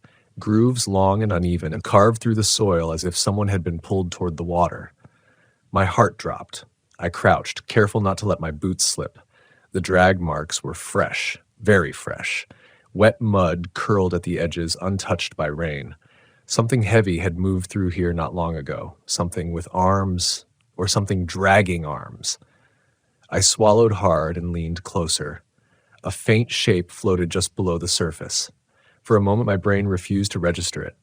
The outline was distorted by the warped darkness of the water, a sweep of pale fabric, a glimpse of fingers, a face. No, not fully a face, not yet. I jerked back, breath catching. The water remained perfectly still. The shape beneath it barely shifted. She was down there. The missing hiker. Impossible, but undeniable. I reached for my radio automatically, even though I knew it wouldn't work. I clicked it on anyway. Still dead. My fingertips trembled. "Hey!" I yelled, leaning over the water again. "Can you hear me?" Silence. Only my voice echoed back from the trees, dull and distant. Then something moved beneath the surface. Not the hiker, something deeper. A shadow glided beneath her outline, massive and slow, like a whale drifting through the deep ocean. The water didn't ripple, didn't distort. The shadow didn't look like it was swimming, but sliding, as if it floated through a separate space beneath the surface. I stumbled back onto my hands, mud splashing against my arms. My lungs seized. What was this? What was I looking at? Before I could gather my thoughts, another noise cut through the stillness. A soft, deliberate click, like a pebble tapping against a hollow log. It came from behind me. I shot to my feet, spinning toward the tree line. The fog had thickened again. The cedar trunks stood like watching sentinels, unmoving, their bark dark with rain. Another click. 2 this time. Then 3. Slow. Patient. Not from one direction. From several. The hair on my neck rose in prickling waves. I turned in a full circle, flashlight scanning the trees. I saw nothing. No movement. No shape. But something was there. Multiple somethings. I stepped back instinctively, closer to the sinkhole, and that was when the first silhouette emerged. Tall. Too tall. It stepped from behind a cedar trunk like it had always been part of the shadows. Its shoulders were massive, its arms long enough to brush the ferns as it walked. Its body was covered in dark, slick fur that clung to its frame, wet from the storm. Its eyes, God, its eyes were wrong. No glow, no reflection, just pits of black that absorbed the beam of my light. I couldn't breathe. Another silhouette appeared between 2 trees, then another, 3, 4. Each one stepping slowly, silently, forming a wide circle around the basin. They moved with eerie calm. No aggression, just presence. Watching. Waiting. I swallowed hard, forcing myself not to bolt. Panic clawed at my chest, but something else mixed with it. Confusion. The impressions on the trail, these things weren't making them. Their footprints weren't wide or round. They barely touched the ground at all. Their steps were silent. So what made the impressions? The cold realization slithered into my gut. These weren't the watchers. There was something bigger, something older, something that lived beneath the earth. One of the creatures stepped closer to me, slowly lifting its hands in a strange, almost human gesture. Its fingers were thick, its palms broad, its nails dark and curved like worn claws. Its eyes stayed fixed on mine, unblinking. It wasn't attacking, it was communicating. No, it was warning me. My heartbeat thundered in my ears. The smell grew stronger, metal and fur and earth, pressed together into something primal. I tried to speak, but my voice cracked. What do you want?" I whispered. The creature tilted its head, slow, precise. It made no sound, but it lifted one arm and pointed. Not at the trail, not at the trees, at the sinkhole, the black water, where the hiker floated. My mouth went dry. "You want me to? Take her out?" No response, just that still, unblinking stare. The fog thickened around us as if sealing the basin off from the rest of the world. The dragging marks near the water darkened. My thoughts spiraled. If the hiker was alive, I had minutes, maybe seconds. If she wasn't, the forest had already chosen her fate. I tightened my jaw, adrenaline flooding my limbs. I didn't have gear for this. I didn't have backup. I didn't even have a working radio. But I was a ranger. My job wasn't to understand the forest. It was to save whoever I could from it. Before I could second-guess myself, I dropped to my knees and leaned over the black surface. My hands plunged into the water. Cold. Not water cold. Dead cold. Like plunging my arms into a stone crypt. I felt the edge of her jacket, fingers brushing her shoulder. I gripped tight, pulling upward, and the moment I did, the ground trembled. Not a small quiver. A deep, resonant shudder like something enormous shifting beneath the soil. The silhouettes around the basin stepped back in unison, not afraid, respectful, as if something older than them was waking. The water began to ripple. The black surface cracked like breaking glass. A low, guttural sound rumbled beneath me, thunder from inside the earth, and slowly, something rose from the depths of the sinkhole. Not the girl, not even remotely human. The watchers had been warning me, and I had ignored them. What rose from that shattered black surface did not disturb the water. It displaced reality instead. The reflectionless pool bulged upward like something was pushing the world's skin from beneath, warping the surface without breaking it. My breath froze in my chest. The hiker's limp body bobbed crookedly beside my hands, her jacket slick with that cold, unnatural wetness. I pulled her halfway out onto the mud, desperate, panicked, trying to bring her closer to me, while I scrambled backward on my heels. The watchers, those tall, fur-covered silhouettes, didn't move toward me. They didn't move at all. Instead, they stepped farther back, deeper into the ring of trees, lowering their massive heads. I'd never seen anything like reverence in an animal, but that's what it looked like. Not fear, recognition, submission. The water bulged again. A crack split through the surface, soundless but visible, like light refracting through a broken lens. A shape began to emerge through the distortion. Not climbing out, not swimming, rising the way a shadow rises when a stronger light appears. And the smell, metallic, ancient, suffocating, hit me so violently I gagged. It seemed to pour out from the sinkhole in waves, as if some cavern far below had finally been breached, and its trapped air was rushing up to meet the new world. The mud trembled beneath my palms. The trees trembled.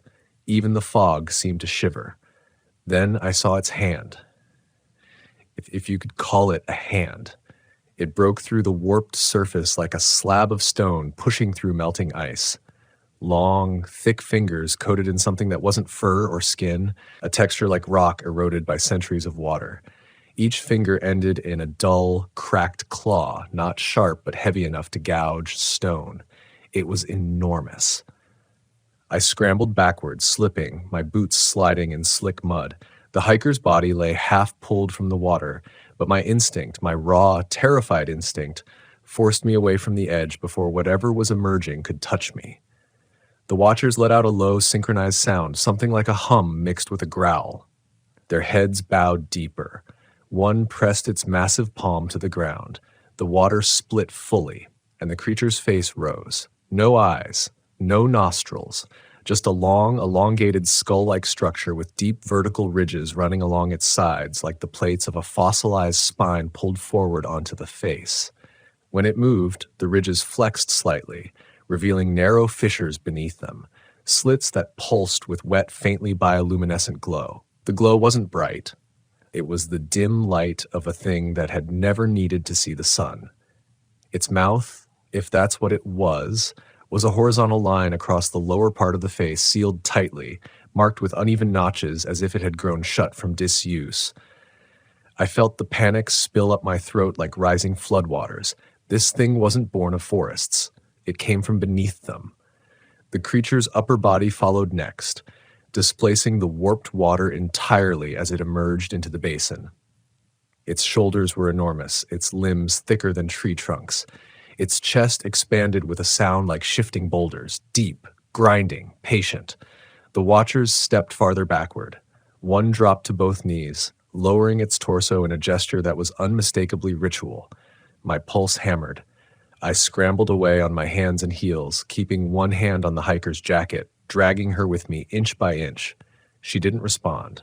Her skin was cold, far too cold. The creature's head turned, not toward the watchers, toward me. The ridges along its face trembled, and the low fissures beneath them glowed brighter for a moment, pulsing in a sickening rhythm. A rhythm I recognized. The tapping. 3 taps. Silence. 3 taps. Silence. Not knuckles. Not wood. This thing's heartbeat, I felt it like vibration through my bones. My hand froze on the girl's sleeve. My breath hitched painfully. "You're what made the trail," I whispered, the words barely escaping my throat. The creature didn't react, but the watchers did. All 4 turned their heads sharply toward me, as though I had spoken a forbidden truth. Their dark eyes gleamed, not with anger, but warning. The enormous being shifted its weight, sinking one massive limb into the mud. The basin shook, the tree roots quivered. Its movement wasn't violent. It was deliberate, heavy, ancient, and then it reached toward the hiker, not toward me. The watchers lifted their heads simultaneously. I yanked her backward, gripping her under the arms, dragging her away from the sinkhole, even though my muscles screamed in protest. Mud clung to her clothes, water streamed off her hair and sleeves. She was limp, too limp. No, you're not taking her, I choked out, voice cracking. The creature paused, its hand hovered, enormous fingers dripped with black liquid. The ridges on its face contracted, then loosened. It tilted its head a fraction of an inch, just enough to signal attention. Not attack. Attention. Something cold wound through me. This thing wasn't here to kill. It was here to retrieve. The watcher's hum deepened. Their reverence suddenly felt like fear disguised as worship. I continued dragging the hiker back until my shoulders burned. Mud gave way under my boots. Roots snagged my ankles. My breath tore through my chest in ragged bursts. Behind me, the fog pressed in like a closing hand. When I looked down at the girl's face, my stomach dropped. Her eyes had opened. Barely. A sliver.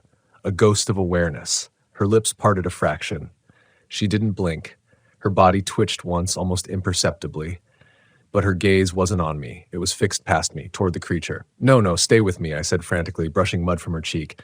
Look at me. You're safe. A lie. A necessary one. Her lips moved. Just a tremor of breath. A whisper too thin to hear. I leaned closer, and she exhaled a single word, faint as a dying ember. Back. The creature reacted instantly. Its ridges contracted sharply. The watchers surged a step forward, not toward me, but toward the girl, as if her whisper was something none of them expected. Back, I whispered, confused. Back where? Her jaw trembled. Her voice scraped out again, barely shaping the sound. Back. Down. Terror slammed into me with the weight of falling stone. She wasn't warning me. She was telling them. The creature let out a low, rolling sound, a deep resonance from within its chest that vibrated the air. The watchers echoed it softly, and then, impossibly, the creature stepped back into the sinkhole. No splash, no ripple, no disturbance. The black surface accepted it like a returning tide. The fissures on its face dimmed, its massive shoulders sank beneath the surface, and the water sealed shut behind it, the Zvi, regaining its glass-like stillness instantly. The watchers looked at me now, not the girl. Me. Their expressions didn't change, but something about their posture shifted, uncertain, wary. They stood in a loose semicircle as if unsure whether to approach or retreat. The girl's breathing weakened in my arms. What had she seen down there? What had spoken to her? What had marked her? I lifted her fully, gritting my teeth, trying to get footing on the mud-slick basin. Her head rolled weakly against my shoulder. Stay alive, I whispered. Please. One of the watchers stepped closer. I tensed, shielding the girl, ready to fight even if it meant dying here. But it didn't reach for me. It pointed, not at the sinkhole, not at the creature, at the trail that had brought me here, the rain-made path, the path that should not exist, the path out. A pulse of instinct and dread shot through me. They wanted me gone. They wanted her gone. Before the creature changed its mind, before the earth opened again, before something deeper in this forest decided we were unfinished business. I nodded. Once, slowly, not sure if they understood, not sure if they cared. Then I ran. I ran with the girl in my arms, stumbling, slipping, gasping through the tightening fog. Behind me, the basin shook once more. Something cracked beneath the earth, and the trail, the impossible trail, began to fade under the rain. The trail was dissolving beneath my feet, literally fading, its sharp edges melting back into the forest floor as though the rain itself was reclaiming it. Mud softened into indistinguishable slop. The impressions lost their clarity, the deep hollows rising like the forest was healing a wound. I clutched the girl tightly against my chest. Her head lolled over my arm, her breath shuddered every few seconds, fragile and irregular. The cold radiating off her soaked through my jacket, bleeding into my skin. She felt less like a living person and more like a body pulled from icy water after too long. I refused to accept what that meant. I forced my legs to move faster, stumbling over roots, slipping on moss. Fog clung to me like something alive, pressing close, making the trees appear closer than they were. Every few steps, I glanced over my shoulder, half expecting to see the watchers following, or worse, the creature rising silently from the trail behind me. But nothing emerged. Nothing chased, which somehow felt worse. The silence changed again. It regained texture, a thin layer of ordinary forest sound creeping back into existence. The patter of rain on ferns, the soft drip of water from branches, the distant creak of trees shifting. But underneath it all, I sensed the echo of something unnatural, an aftertaste of the deep, impossible quiet from before. The kind of quiet that lingers after something enormous has passed. My boots hit firmer ground, solid, root-covered soil I recognized. The corridor of misshapen trees thinned. I broke through a curtain of fog and nearly collapsed against a familiar boulder, gasping. I knew this place. This was real trail, the mapped one. But when I looked behind me, the path I'd come through was already gone. The corridor had sealed itself. No impressions, no mud slick shaped into unnatural steps, no broken branches, just unmarked forest, dense, quiet, impassable. The rain trail existed only when the earth was soft enough to give way to whatever lived beneath it, only after storms, only before it hit again. I shifted the girl's weight in my arms and adjusted my grip, breathing hard. Her eyelids fluttered, her lips twitched, forming a faint sound. "Help," she rasped. My throat tightened with relief and fear. "I've got you," I whispered. "We're getting out. Hold on." Her eyes flickered open, just enough to reveal washed-out irises, pupils dilated far beyond normal. They didn't focus on me, they didn't focus on anything. It was like she was staring through me, into some depth I couldn't see. Then her body jerked once, almost violently. I stopped walking, instinct firing like a shock up my spine. Her arms, limp seconds earlier, stiffened. Her fingers curled into my jacket. "Back," she whispered again, but this time it was not desperate. It was warning, or command. "No," I said, my voice trembling. "We're not going back. You're safe now."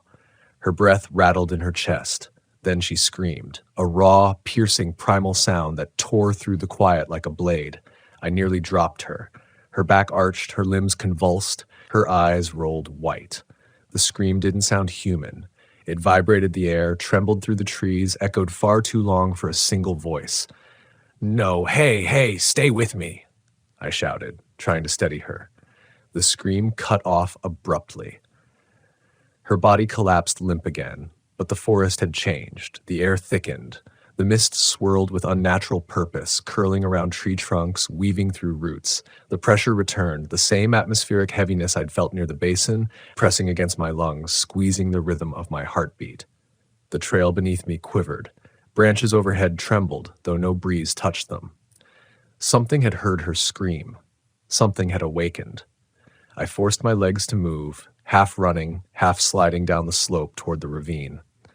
My breaths came sharp and ragged. My vision blurred from sweat and rain mixing in my eyes. Every sound felt amplified. The squish of mud, the pounding of my heart, the faint rasp of the girl's struggling breath. I reached the ravine ridge, nearly skidding over the edge. For a moment I just stood there, breath having, the world spinning in a vortex of fear and exhaustion. Then I heard it. A groan. Deep. Subterranean. The earth shuddered under my boots. No, I whispered. Not here. Not now. The sinkhole creature, whatever it was, should have been far behind me, but the ground here trembled with the same cadence I'd felt beneath the basin, as if something was tunneling beneath the forest, moving, following. The girl stirred weakly in my arms, my radio crackled to life, static screamed through the speaker, sharp enough to make me flinch. Then a distorted voice pushed through. "Ngr, do you copy?" I jammed my thumb against the transmit button. "This is Ranger 7-1. I need immediate medical evac at the East Ravine. I repeat, medical emergency, hiker located, condition critical." More static, then a faint reply, warped and fractured, on our 20 hold position. Hold position, as if holding position was possible. The tremors grew stronger. The ravine trembled like a living thing. Roots snapped. Pebbles rattled. The undergrowth shifted in waves. The girl moaned, turning her face toward the ground as if listening. No, I said sharply, gripping her tightly. Stay with me. Her lips parted. Coming. My heart stopped. What's coming? Her voice cracked, barely forming the word. Him. Every muscle in my body seized. I stumbled down the ravine slope, using roots and stone shelves to slow my descent. Mud coated my boots. My shoulder smashed into a rock. Pain shot down my side, but I didn't stop. I had to get her out of this forest before the thing beneath it surfaced again. Halfway down, the trembling ceased. Not faded. Stopped. Abruptly. The sudden stillness hit me harder than the shaking. Because stillness, in a place like this, meant something had reached its destination. I turned, gripping the girl tightly, and looked back up the slope. The forest canopy above the ridge swayed. Branches bowed. Fog convulsed. Then a shape rose. Huge. Tall enough to bend the trees outward as it emerged. Not the watchers. Not the creatures with fur and dark eyes. This was the sinkhole thing, but it wasn't rising from the ground. It was stepping out of the fog, as if the forest itself had become the doorway. Ridges along its head glowed faintly in the mist. The air around it thickened with metallic scent. Each of its steps sank inches into the earth, leaving impressions identical to the ones that had marked the rain-born trail. The impressions that had appeared only after storms. The impressions that had guided me. The impressions that had warned me.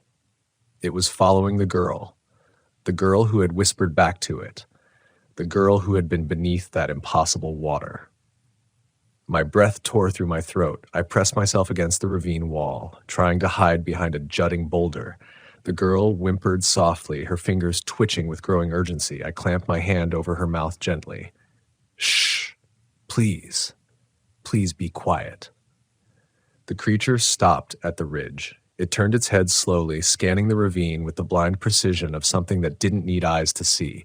Its ridges flexed once, slow and deliberate, listening, sensing. The forest breathed with it. I held myself utterly still, muscle by muscle, heartbeat by heartbeat. The girl's chest rose under my hand. Too loud. I held my breath. The creature took one step down the slope. The earth shook beneath it. I shifted deeper behind the boulder. Mud slid. My boot slipped. A pebble snapped free and tumbled. Click, click, click. The creature froze. Ridges flared. Its head snapped toward the sound, toward us. I felt the blood drain from my face. Slowly, impossibly, deliberately, it began descending, one heavy step at a time. I pressed myself against the rock, clutching the girl so tightly I couldn't feel my own fingers. The creature's shadow darkened the fog. The ridge above groaned under its weight. I squeezed my eyes shut. Then a distant sound cracked the air, a mechanical whine. Rotors. A helicopter. The creature stopped moving. Its ridges flattened. For the first time, it hesitated. And in that pause, brief, fragile, miraculous, I moved. I ran. Not up, down, into the deeper ravine, into the darkness, away from the thing that had crawled out of a world I didn't understand, away before hesitation turned into decision.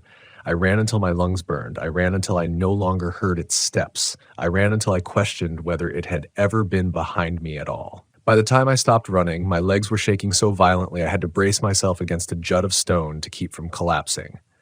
The ravine's floor opened into a narrow, twisting channel of boulders and wet sand, a place where storms carved temporary rivers after heavy rain. My breath rasped in sharp, painful bursts. My vision pulsed with each heartbeat. The girl was still in my arms, limp again, but breathing. Her head pressed weakly against my chest, her hair plastered to her cheek, her skin icy. I lowered her carefully onto a slanted rock shelf, shielding her from the dripping water that fell steadily from the cliff face above. Rainwater pooled near her feet, rippling with every drop that broke the surface. I crouched beside her, gripping the edges of the rock to steady myself. "You're okay," I whispered. "You're safe. Just hold on." Her eyelids trembled open for a second, revealing nothing but confusion and fear. Her lips parted as though she wanted to speak, but no sound came out. Instead, she turned her head slightly toward the shallow pool near her feet. Then her entire body stiffened. I followed her gaze just in time to see the water ripple, not from falling droplets, but from something pushing up gently from beneath. A single bubble rose to the surface, then another. Then the pool went still.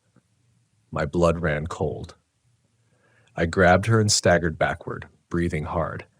The rock shelf beneath us felt suddenly unstable, as though the ground was a thin membrane stretched over something hollow and enormous.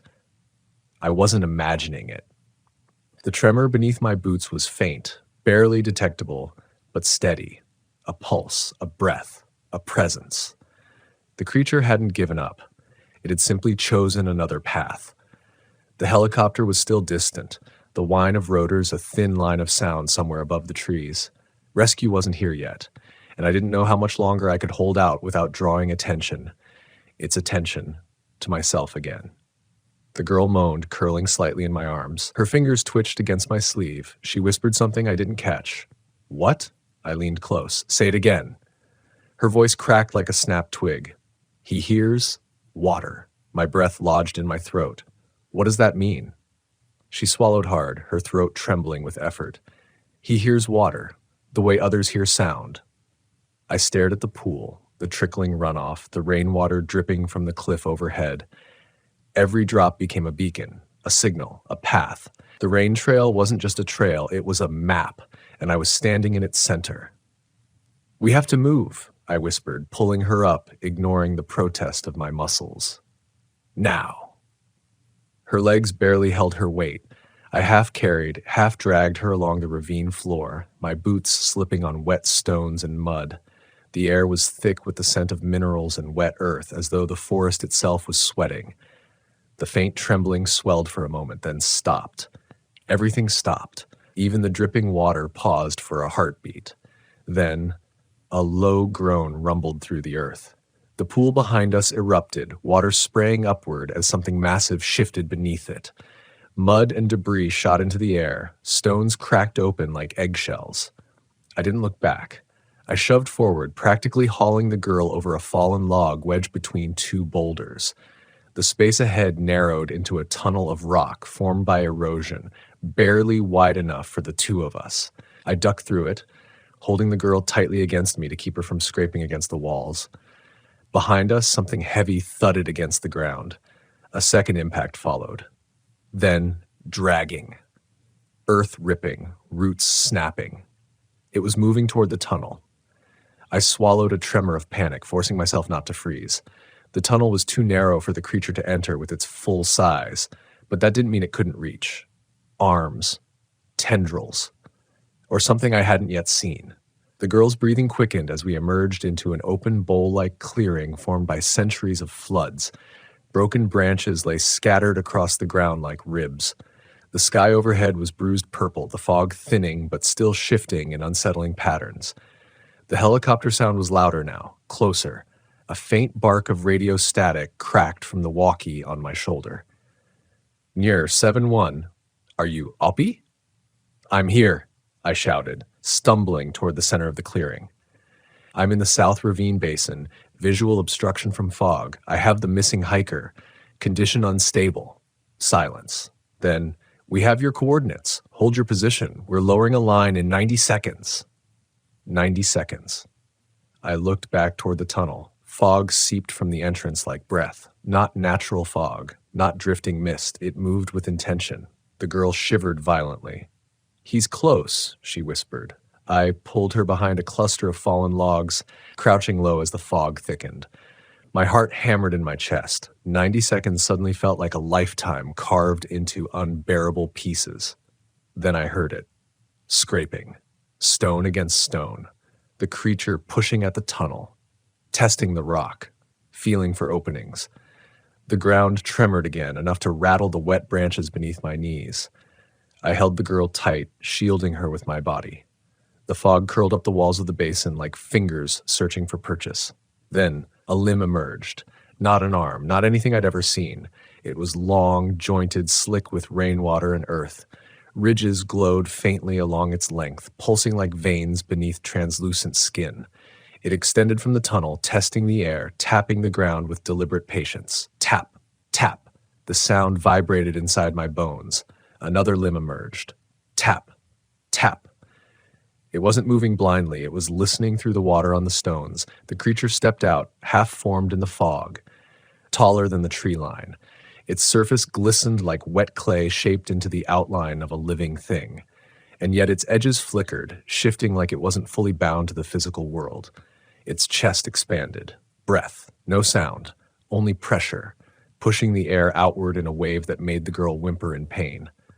The creature turned its head toward the clearing, toward us. Ridges lifted, listening. I held my breath, praying the falling water around us masked our presence. Maybe it wouldn't hear us. Maybe the helicopter would arrive in time. Maybe the girl's foot slipped on a wet branch, just a tiny slip, barely audible. But in the suffocating quiet of the basin, it was enough. The creature's head snapped toward our hiding place. Ridges flared, its limbs repositioned, tapping the ground in fast sequence, rippling through the shallow water like sonar. Then it lunged. The world exploded into movement. I scooped the girl into my arms as the creature thundered across the clearing. The ground shook so violently I nearly lost balance, but I ran, desperation fueling every step. The helicopter burst through the fog above, its searchlight slicing the air open with a blinding white beam. A voice boomed from a loudspeaker. "Ranger, run toward the light." I sprinted, legs burning, chest aching, vision swimming. The searchlight tracked me, following every wild step. The creature roared silently, another pressure wave that knocked branches out of trees as it closed in behind us. I felt the ground dip, felt the earth cracking under its weight, felt the impossible cold radiating from it. The helicopter lowered a cable. The harness swung wildly. "Grab it!" the voice yelled. "Now!" I leaped. One arm locked around the harness, the other clutched the girl so tightly my knuckles went numb. The helicopter jerked upward.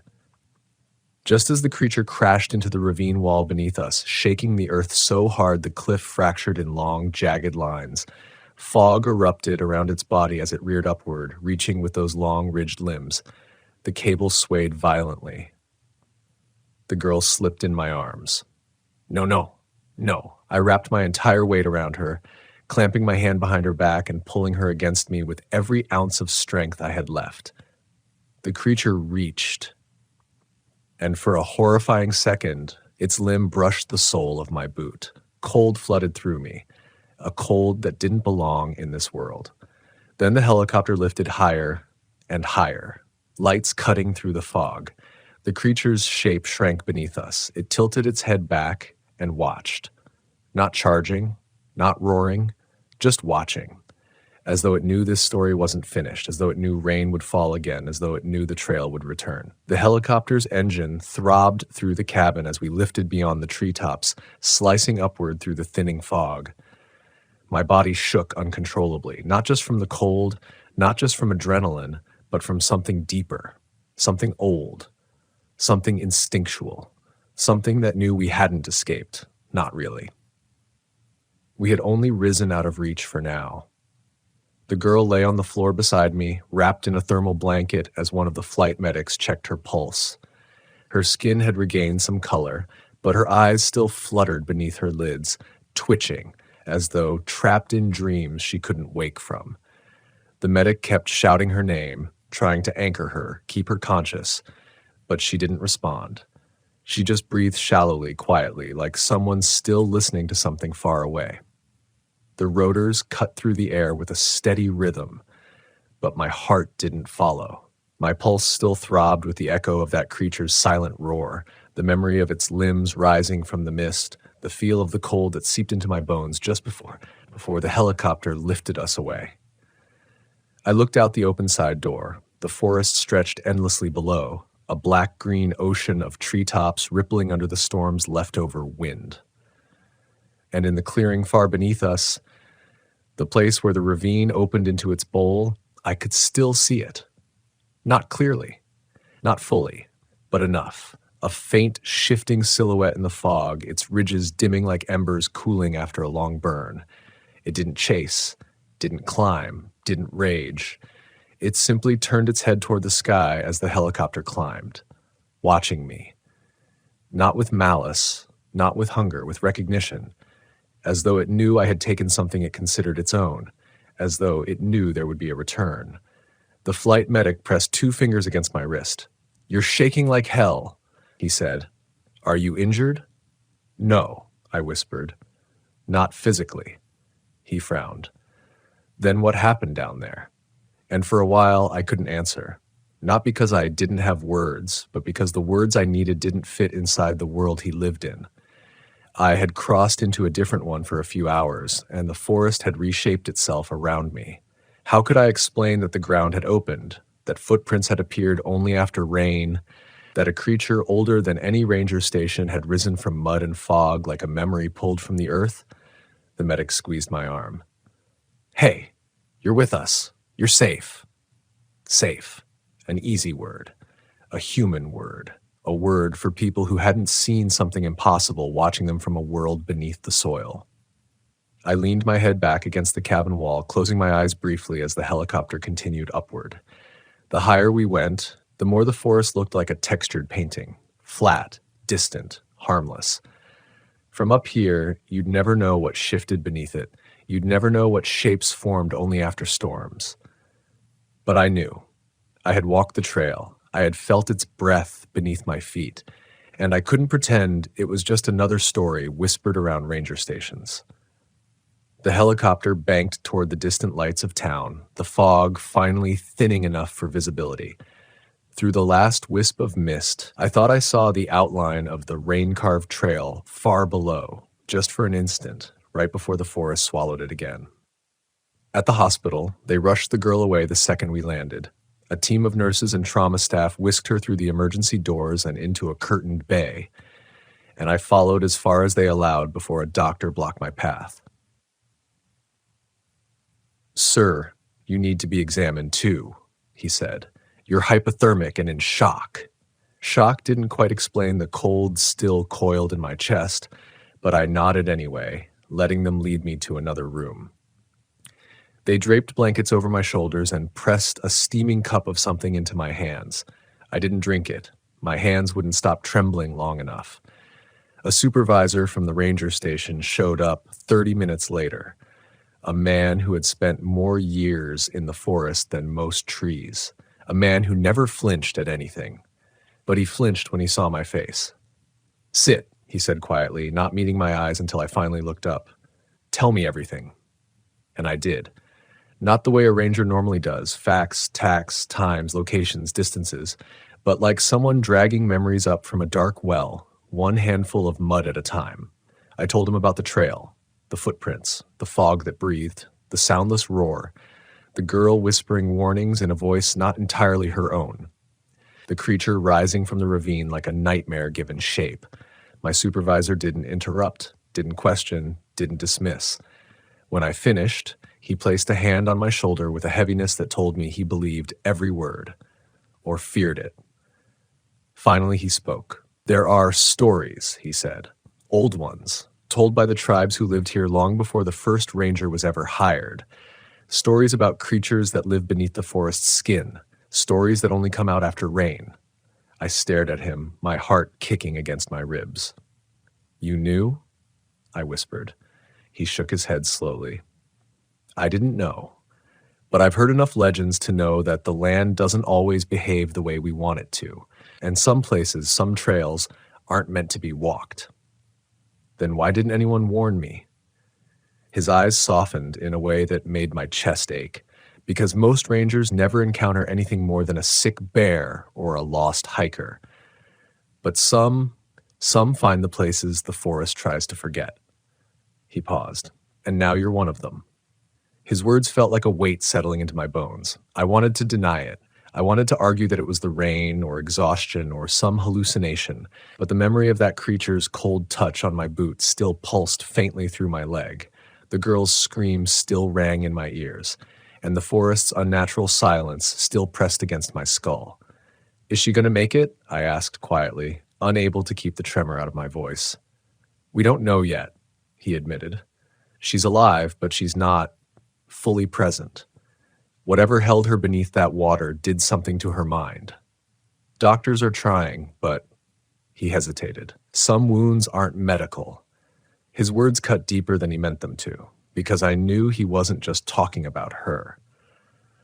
I didn't go back to the forest immediately. For the first time in my life, I hesitated. The woods had always been home, familiar, predictable, loyal. A place where I knew every ridge, every river bend, every hidden clearing. A place where danger made sense. A place where nature behaved according to rules, even when it was unforgiving. But now I understood something I hadn't before. The forest I worked in was layered. What we walked on was only the surface. Beneath it were older paths, older trails, older things. And some of them only came into existence when the world above them softened, when rain turned soil into doorways. After a week, I finally drove back along the winding road toward the ranger station. My hands gripped the wheel tighter than necessary. The air smelled of damp pine. The sky hung heavy with new storm clouds, the kind that promised rain. As I stepped out of the truck, the wind picked up. A low rumble of thunder rolled across the mountains, the sound sinking into the soil like a warning. My supervisor walked out to meet me. "You don't have to patrol today," he said gently. "Storm's coming. Trails will wash out. Visibility will be bad." But something in me shifted, something that wasn't fear anymore. Not courage exactly. Not defiance. Something quieter, heavier, a sense of understanding. Because the truth was simple. If the forest had shown me what lived beneath it, then it wasn't because I was unlucky. It was because I had walked long enough, listened long enough, and stood alone long enough that the veil had worn thin. I wasn't just a ranger anymore. I was a witness. And witnesses have responsibilities. "I'll still go out," I said, fastening my jacket. "There might be hikers on the lower trails. If the rain starts early, they'll need guidance." He studied me for several seconds. "You're different now," he said quietly. "I know." The first drops of rain tapped against the brim of my hat. Soft, rhythmic, familiar. Behind the station, the tree line shivered. A trail flickered into existence for the briefest moment. Just an outline, just a shimmer in the fog before vanishing again. A trail that wasn't there before the rain began. A trail that wasn't on any map. A trail that waited for those who had already walked it once. I took a slow breath. The forest inhaled with me. And for the first time since that night in the ravine, I didn't feel like prey. I felt like someone who finally understood the rules. Because the forest wasn't the enemy. The fear wasn't the enemy. The unknown, the darkness, the whispers beneath the rain, they were part of the job, part of the legacy, part of the truth hidden in the roots of the world. I stepped toward the trailhead. The storm opened fully above me, rain cascading in silver sheets, and somewhere deep in the woods, something shifted in response. Not hunting, not threatening, just moving, acknowledging, recognizing, because the rain had returned, and so had I. And whatever lived beneath the forest, whatever shaped trails out of water and mud, whatever watched from the fog, it knew this wasn't the end of the story. It was the beginning of a new one.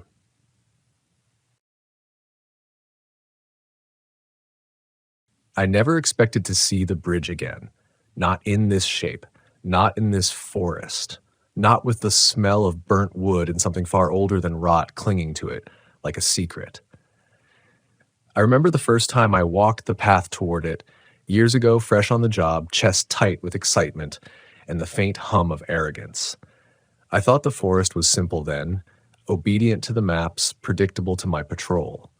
I was 24, green boots still polished, rifle strapped, a badge too heavy for my own sense of responsibility. By the time I returned, the bridge had grown teeth I couldn't name, and I'd learned that the forest doesn't forget. I'm a forest ranger. I chose the job thinking I'd escape the ghosts of the city, the quiet accusations of a life spent avoiding responsibility.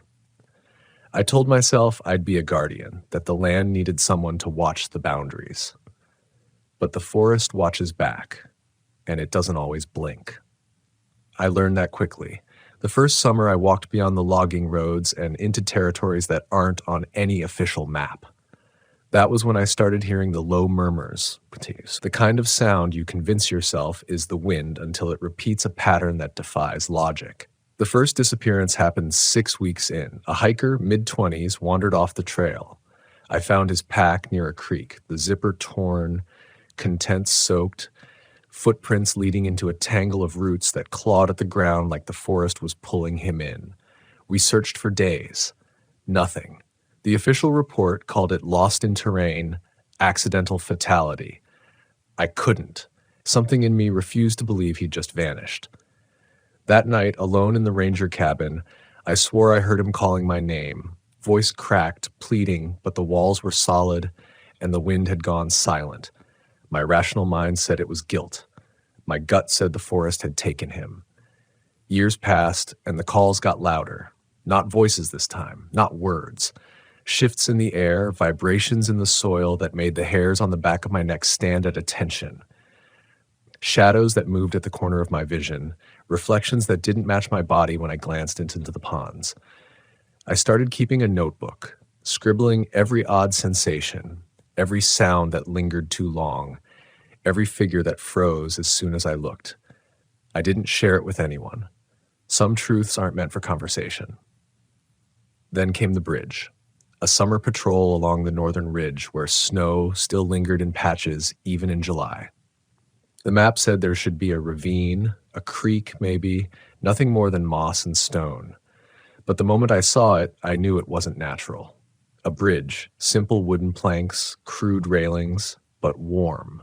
Warm enough to burn my palm through my glove. Not sunlight, not friction. Heat from something beneath the wood, pulsing like a heartbeat.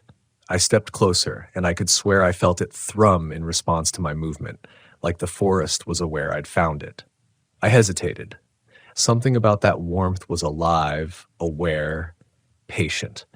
I can't explain what drew me to step onto it, what made my boots press against the planks as though I were being it or challenged. Halfway across, I saw movement under the bridge, something in the shadow of the water that didn't make sense. Not a deer, not a fish.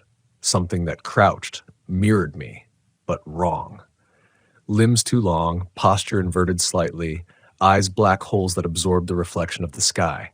My rational brain told me to leave, to call for backup. My legs ignored reason. By the time I reached the other side, I felt the first tremors of dread coil tight around my spine, cold fingers squeezing my chest. I came back the next day. I shouldn't have. But curiosity has a way of overshadowing fear. The bridge was gone. The ravine was just stone and moss, creek running quiet. My boots left no imprint on the bank, and yet the smell lingered, burnt wood and sulfur, something ancient. I told myself I'd imagined it, that stress and long hours in isolation were bending reality, but I couldn't shake the memory of warmth under my hand, of that silent, patient pulse. Then the hikers started disappearing in patterns, always near features that weren't on the map. Caves, frozen ponds, abandoned bunkers. I began to notice the calls in the dark weren't random. They were warnings, riddles, sometimes mimicry. I heard voices in languages I'd never studied, repeated phrases that should have had no meaning to me, and yet they carried weight. One night, following a faint path marked only by broken branches, I found a campsite where the fire hadn't gone cold but was covered in ash that smelled of iron. A notebook lay open, pages torn, words half burnt. They know you are watching. You will not leave. I rationalized. I always rationalized. Wind, wild animals, human pranksters. But the bridge returned one night, appearing suddenly at the edge of a valley I had patrolled hundreds of times. It wasn't the same bridge. This one was longer, spanned over a chasm that shouldn't exist. Planks blackened, railings jagged. I knew before stepping that it would change me, but the pull was irresistible. Halfway across, I heard the breath behind the trees, the slow, measured exhale of something unseen, not a predator in the usual sense, not something you track with blood or scent, something that learned from patience, from waiting for the right moment. I froze. The forest seemed to bend toward me, shadows lengthening unnaturally, leaves falling in slow arcs. Then I heard it, a faint imitation of my own voice, calling my name softly, desperately, but off, distorted. My hands pressed against the railing, trying to steady my pulse, trying to ground myself. Rational thoughts slipped like water. I couldn't tell if the sound came from the trees or the planks beneath my feet. I wanted to turn back, I wanted to run, but my boots carried me forward, drawn by that same pulse, that hidden heat. Then came the whispering. Beneath the bridge, low, urgent, in a rhythm I could almost understand. Not words, not quite, but enough that I felt like I was eavesdropping on something vast, something patient, something that didn't tolerate interruption. The vibrations rose through the wood, through my legs, my spine, until I thought my chest might collapse. I gritted my teeth. I told myself I wasn't hallucinating. I wasn't losing it. And yet, a part of me, terrified, rational, knowing, understood that the forest was no longer an observer. It was a participant. That night I slept poorly. The bridge burned into my eyelids. Dreams of planks stretching endlessly, of silhouettes that followed me across cold rivers, of hands made of roots that reached for me when I stumbled. I awoke to a sound that made my blood run in reverse, a rhythmic thud from beneath my cabin floor. I live alone. The nearest neighbors are miles away. I check the perimeter, rifle ready, every shadow a potential threat. Nothing. Just the floorboards, trembling faintly. My chest hurt. I smelled burnt wood.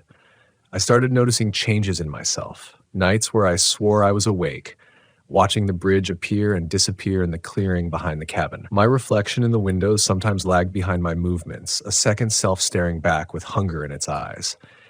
I lost hours in patrol logs, unable to account for the time. Sometimes I found footprints that weren't mine, leading nowhere, and my own breath quickened at the thought that I might be being observed by something that didn't belong to any reality I knew. And the hikers. They kept vanishing. Not all of them, but enough that I couldn't convince myself of coincidence. Sometimes I found belonging, sometimes nothing, and once a backpack with a small handwritten note inside, "You will follow." I burned the note. Didn't matter. I could still feel the pull of the bridge in my bones, like a memory trying to claw its way out of the ground. Rational thought was breaking down in quiet increments, pieces of me folding into a fear I didn't know I could survive. Last week, I found it again. The bridge, stretching over a chasm that shouldn't exist, planks warm and breathing beneath my boots. I had stopped counting the days, the disappearances, the shadows that moved with purpose.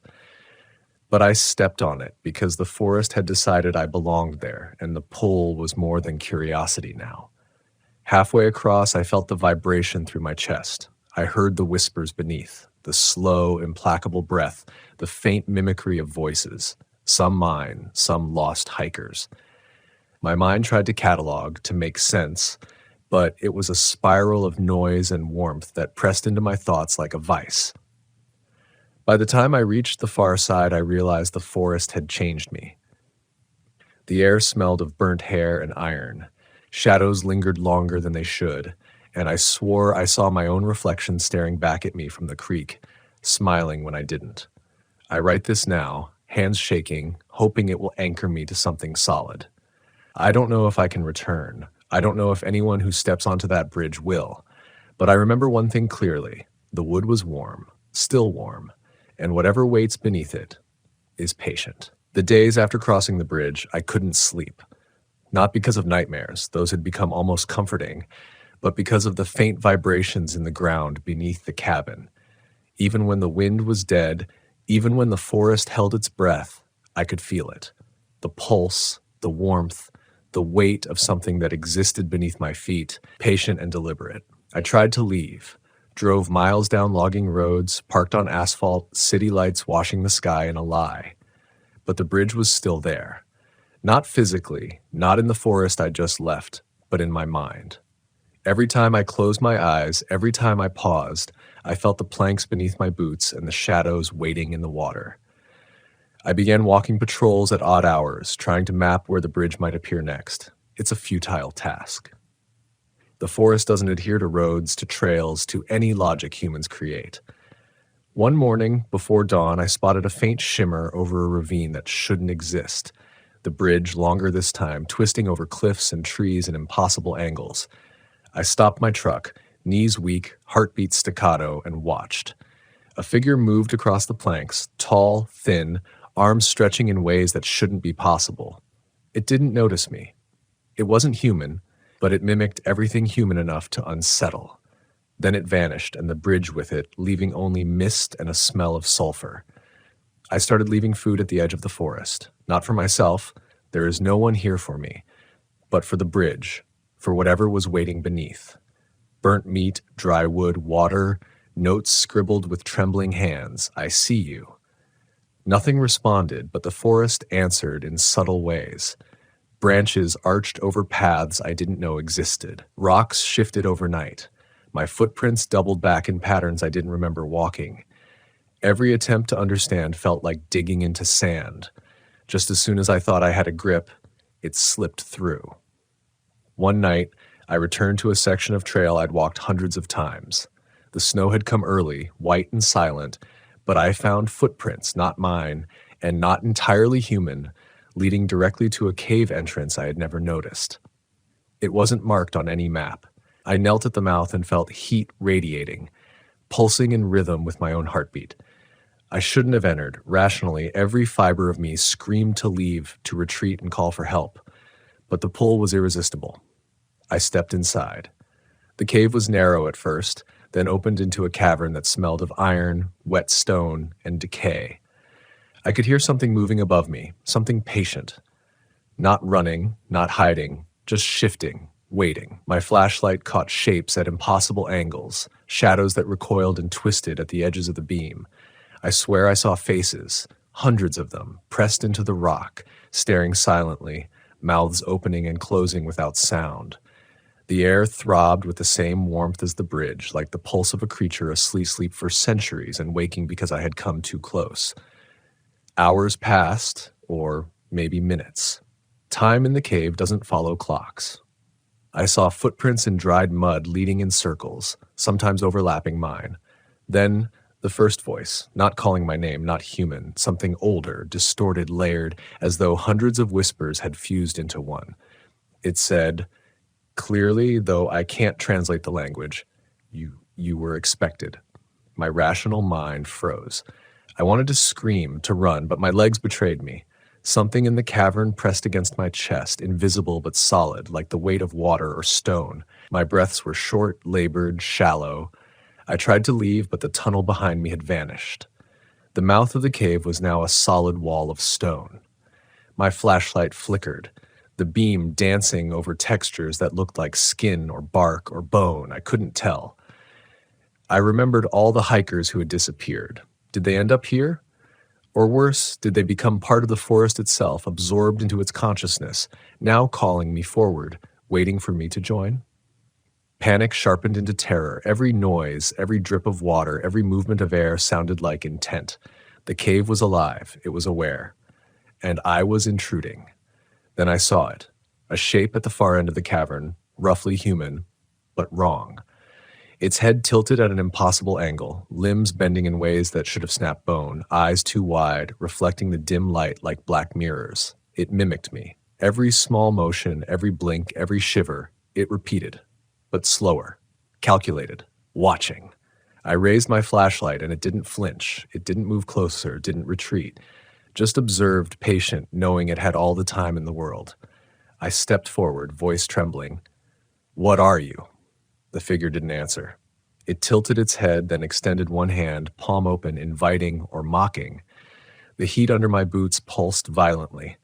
Whispers rose, hundreds, thousands, layered over one another until the sound became a roar in my mind. I stumbled, dropped the flashlight. Light skittered across walls, slick with moisture, reflecting faces that weren't mine, shapes that couldn't exist. I wanted to close my eyes, to pray, to run, but my legs didn't respond. The bridge came to me then, not physically, but I could feel the planks beneath my feet, still warm, still pulsing. I realized I wasn't just in the cave. I was on the bridge again, in every repetition of it, in every layer of the forest it spanned. And the forest wasn't patient anymore. It wanted me to understand that it had no rules, no morality, no need for witnesses. I was small, insignificant, temporary. Then I heard a voice that made me falter completely. Not mimicry this time. A human voice, but fractured, distant, crying. I knew it instantly. It was one of the hikers, or someone I had failed to save years ago. "Don't let it take you," the voice whispered. My rational mind tried to anchor to that plea, to believe I could still escape. But the warmth under my boots surged, vibrating through my spine. I realized the bridge was not just wood, it was intent, a predator that lured, held, and remembered every step, every fear, every weakness. I don't know how long I wandered in that cave bridge loop. Time fractured. I found markings on the walls, scratches, symbols I can't reproduce, warnings, or perhaps instructions. I lost count of how many times I saw the figure. My mind began to split, rational thought failing in subtle increments. I started speaking to it, calling it names, pleading, bargaining, reasoning, because the human part of me refused to accept what was happening. The forest doesn't negotiate. It waits and it feeds on hesitation. When I finally stumbled into a narrow shaft, my flashlight caught a faint glow. Heat under my boots was at its peak. The bridge was just ahead, or perhaps behind, I couldn't tell. The figure mimicked my movement, mirrored my fear, and then the whispers stopped. Silence, heavy, suffocating, and then the warmth shifted. It was no longer under me. It was around me. It pressed against my chest, my back, my skull.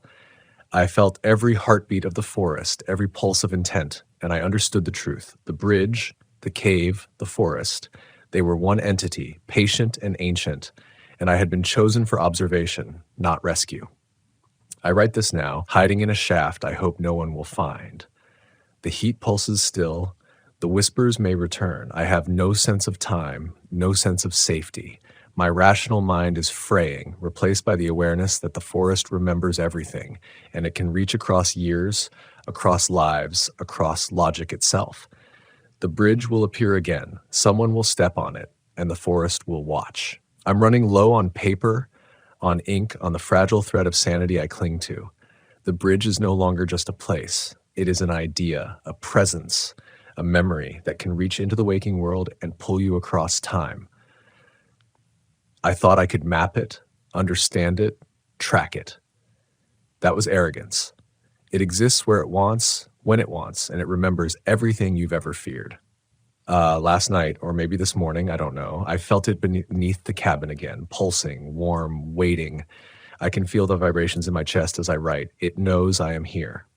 I went outside to look. The forest is quiet, too quiet, and the moon cuts through the trees in sharp silver blades. I saw footprints in the snow, not human, not deer, not anything I've cataloged before. They looped toward the creek, and there it was. A shimmer across the water. The bridge. I froze. It wasn't supposed to be here. The chasm it spanned wasn't on any map, didn't exist, and yet it glowed faintly, planks blackened, railings jagged, heat radiating. I could hear whispers now, faint, almost playful, like a predator amused by hesitation. I wanted to run, I wanted to hide, but my boots carried me forward. Something about the warmth, about the pulse, commands attention. Halfway across, I realized I could hear voices beneath the water, the soil, the trees. Not calls for help, not cries of the lost, but a murmuring, layered, ancient, and calculating. They weren't all human, but they weren't entirely inhuman either. Some of the voices mimicked my own, distorted versions of thoughts I hadn't spoken aloud. One whispered, "You shouldn't have come." Another echoed my father's voice, though he's been dead for 15 years. The bridge ends abruptly in a clearing I don't recognize. A circle of stones, blackened at the edges, rising slightly from the earth. Heat radiates from them, hotter than the wood ever was. I step closer and the forest itself seems to recoil. The air thickens, smells of iron and decay, wet fur, something burning just out of sight. Then I hear the scratching. Beneath the stones, the earth, the rocks, fingernails, claws, maybe teeth, scraping. I hear breathing behind me, shallow, deliberate. I spin, but there's nothing.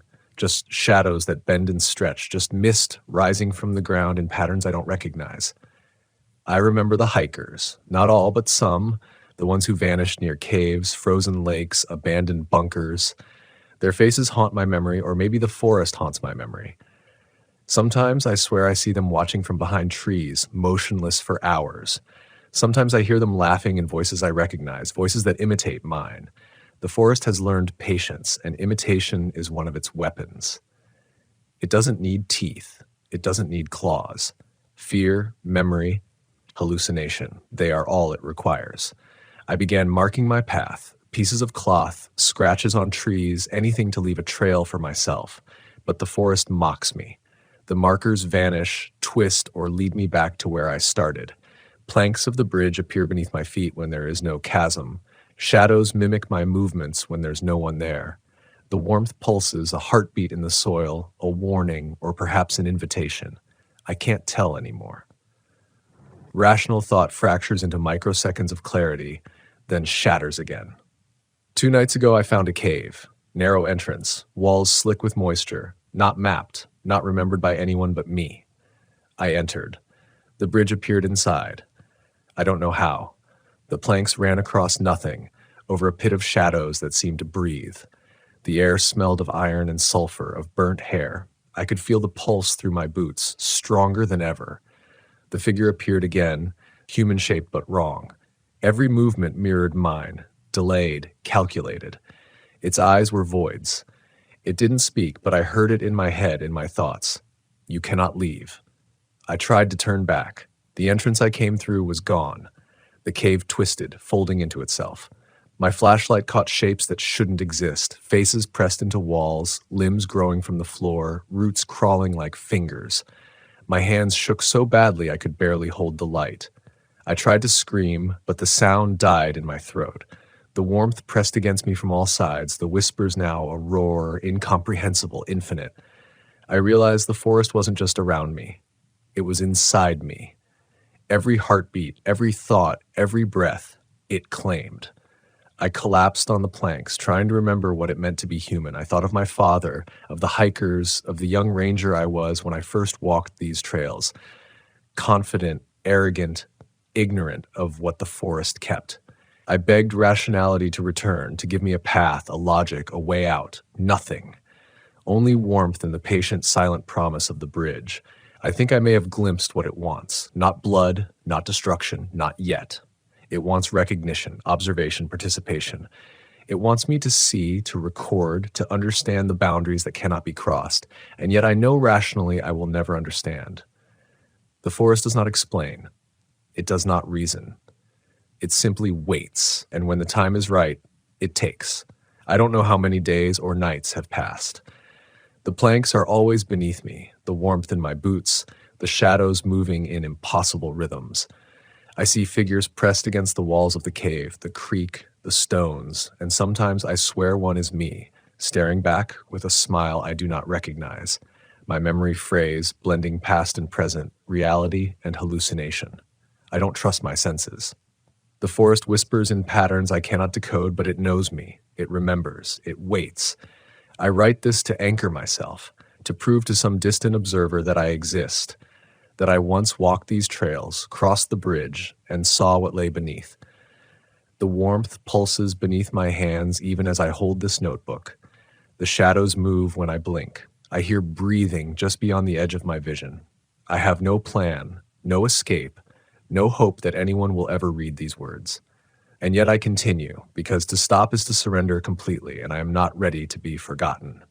Not yet. The next morning, or what I think was morning, the bridge was gone, or maybe it was never gone. I can't trust what I see anymore.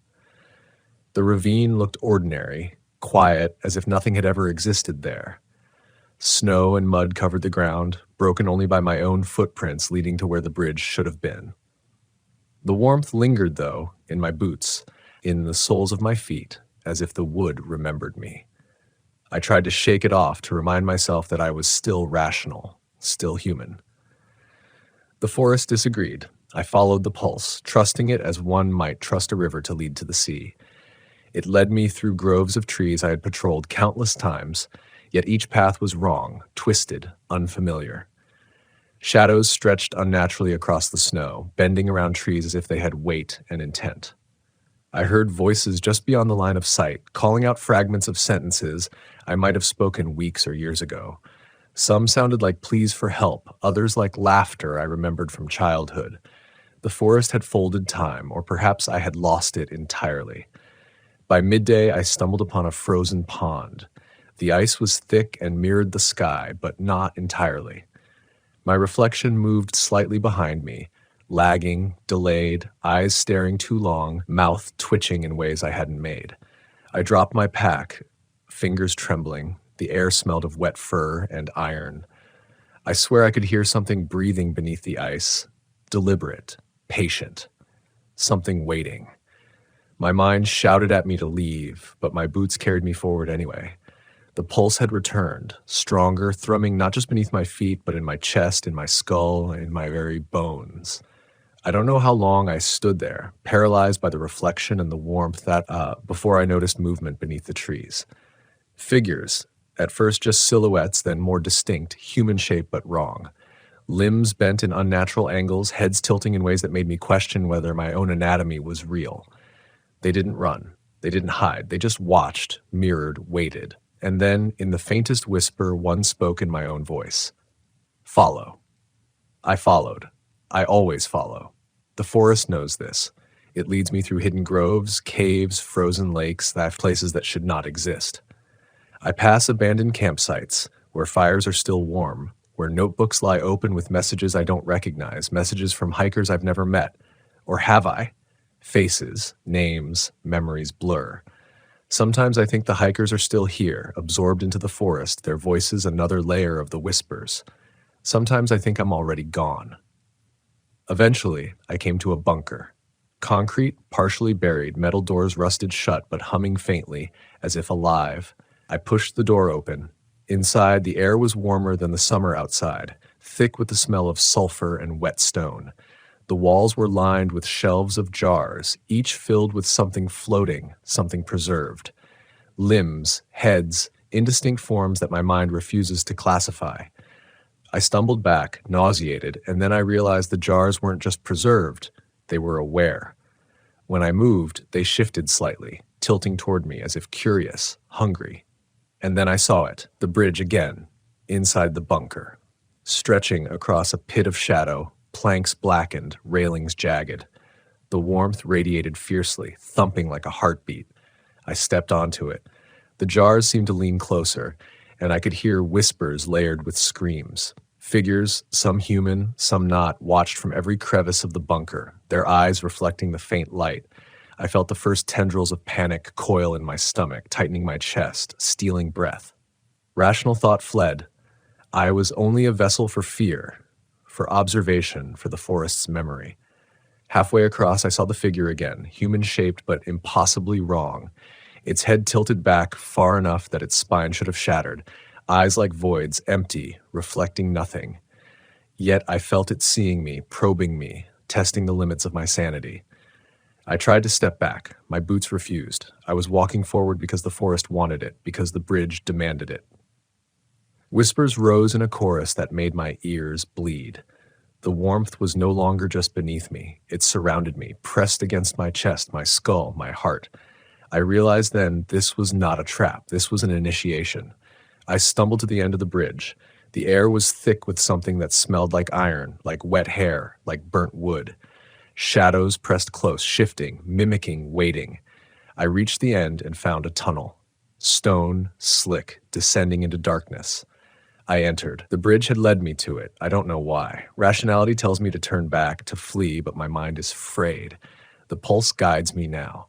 The forest is patient. I am not. Inside the tunnel, I saw shapes moving just beyond the flashlight's beam. Faces in the stone, limbs growing from the walls, roots coiling like serpents. The heat pulsed, stronger, almost unbearable. Whispers layered with cries, laughter, mimicry. I fell to my knees, clutching the walls, trying to remember what it was to be human, to be rational, to be alive. But I realized something I don't want to admit. The forest has already claimed me. I am its witness, its chronicler, its memory. And it will continue to feed, silently, patiently, until no one remains to watch. I write this now, hands shaking, the notebook pressed to my chest. The warmth still pulses beneath me, the shadows move when I blink, and the whispers never stop. The bridge will appear again, somewhere, to someone, and the forest will watch. It remembers. It waits. I don't know how long I've been here, in this tunnel beneath the bridge, in the pulse of the forest's memory. Time has become irrelevant. Clocks would lie. The warmth beneath my boots is constant, a heartbeat I cannot escape. Shadows cling to the walls, shifting as I move, whispering, imitating, remembering. My reflection in the puddles along the tunnel's floor is never mine, always delayed, always wrong, a subtle mockery of every movement. I see the hikers sometimes, or think I do. Faces pressed against walls, pressed against roots, pressed into the very stone itself. Some plead, some laugh, some stare silently. Their mouths move in rhythms that mock my thoughts. I reach out, and the shadows flinch, recoil, then reform. I cannot save them. I cannot save myself. The bridge brought me here to witness, not to escape, and understanding that truth is more terrifying than the shadows or the pulse or the warmth. The tunnel widens into a cavern I didn't expect. The walls are slick with moisture, reflecting the faint light of my flashlight in ripples, like liquid mirrors. Heat radiates from the ground and walls alike, throbbing, breathing. And then I see it, the figure. Not one, but many. Shapes that are human-shaped but wrong, heads too large, limbs bending impossibly, eyes that reflect nothing. They move silently, waiting, watching, mirroring every twitch of my muscles, every flicker of my breath. And I understand the forest doesn't just mimic, it anticipates. I try to speak, my voice weak, trembling. What do you want? The figures tilt their heads. Their eyes do not blink, but I feel their awareness settle over me like a shroud. The warmth pulses stronger. The whispers rise again, hundreds of voices layered into one being, and I realize it is not a message, but a presence, a consciousness older than me, older than the forest itself, patient, inevitable. I am nothing but a witness, a record, a stepping stone for something vast, unseen, and permanent. I stumble forward, boots sticky with mud, and something else I cannot identify. The tunnel splits. One path descends, the other ascends. I choose without choosing, guided by the warmth and the pulse that courses through my body. My flashlight catches something along the descending path, small figures, crouched, moving with intent. Not human, not animal, but aware. A low vibration in the ground precedes their movement. I stumble backward. The figures mimic my hesitation, slowing, tilting, mocking. I realize I am already being drawn into a game I do not understand. Hours or days pass. I cannot measure. The cavern shifts subtly, walls bending, floor tilting, ceiling lowering in impossible angles. Whispers echo endlessly, some mimicking me, some repeating phrases I thought I'd forgotten. I begin to speak aloud, not for the figures, not for the forest, but to anchor myself. I am still me. I am still me. The shadows laugh, soft at first, then rising into chorus that shakes my chest. The warmth surges like a living thing, pressing into my skull, forcing my vision to swim. At some point, I come across a pool, water still, black, reflecting not the cavern above that, but something beneath. I kneel, hands brushing the surface. My reflection, myself, stares back for a long moment before it smiles. I do not. I jerk my hands away. The water ripples, and the shadows at the cavern's edge advance slightly, mirroring my movements, each step more deliberate than the last. My pulse races, synchronized with the warmth beneath me. The forest, the bridge, the cavern, they are all one, and I am at their center. I stumble through another corridor, walls now covered with scratches, symbols I cannot read. Some are letters, some are lines, some look like faces screaming silently. The warmth beneath my boots vibrates in sharp bursts now, faster, urgent, like the bridge itself is impatient. I hear breathing everywhere, behind me, ahead of me, above, below. My hands claw at the walls, my flashlight flickers. A figure emerges briefly in the corner of my vision. Too tall, too thin, limbs too long, head tilting backward. It mimics my movement, not perfectly, but enough to send terror through me. Then I see them. Dozens of figures standing motionless at the far end of the cavern, some human-shaped, some not. Eyes black, reflecting the faint light of my faltering flashlight. They do not move, do not speak, yet their presence is suffocating. The warmth pulses violently beneath my boots, through my chest, into my skull. I understand suddenly, with a clarity I cannot accept, this is what the forest wants. Not bodies, not screams, not always. It wants attention, observation, witnesses. It feeds on acknowledgement, and I am at the center of its design. I drop to my knees, overwhelmed, shaking. I cannot escape. The tunnel behind me has vanished. The bridge, whatever it is, exists beneath, around, through me. Whispers rise in a crescendo, voices I recognize, voices I thought I'd forgotten. Some call my name, some laugh, some whisper instructions I cannot follow. My boots burn. My chest heaves. I am alone, yet surrounded by countless presences, watching, waiting. I begin to write this now, hoping that documenting it is some tether to reality. I have no sense of days or nights. My senses betray me. Reflections are false. Shadows are patient. Warmth pulses like a heartbeat I cannot ignore. Figures mimic my every motion. Whispers are endless. I write because I am compelled, because the forest has learned that documentation prolongs the witness, the observer, the record. I write because the bridge exists beneath me, around me, and will appear again. It is patient, infinite, and it remembers every step I take, every fear I feel, every thought I try to anchor. I am no longer certain who I am. I am not rational. I am not safe. I am not alone. And yet I continue, because the alternative is to stop observing, to stop recording, to stop acknowledging the presence of something older, deliberate, infinite. And I know instinctively that stopping would be worse than dying. The forest does not forgive, but it allows witnesses, and I am its witness. I do not know if anyone will ever read these words. I do not know if I will survive, or if survival even matters anymore. The bridge has returned, or perhaps it never left. I feel it beneath me, pulsing through the soles of my boots, crawling into my bones, pressing into my chest like a weight I cannot lift. Shadows stretch along the walls of this cavern tunnel, endless, moving as though they have intent, and I know that they do. The warmth pulses faster now, synchronized with a rhythm that is not my own heartbeat. I stumble, catch myself on slick stone, and realize the tunnel has changed again. Walls stretch impossibly, ceilings arc like ribs over me, and the path twists back on itself.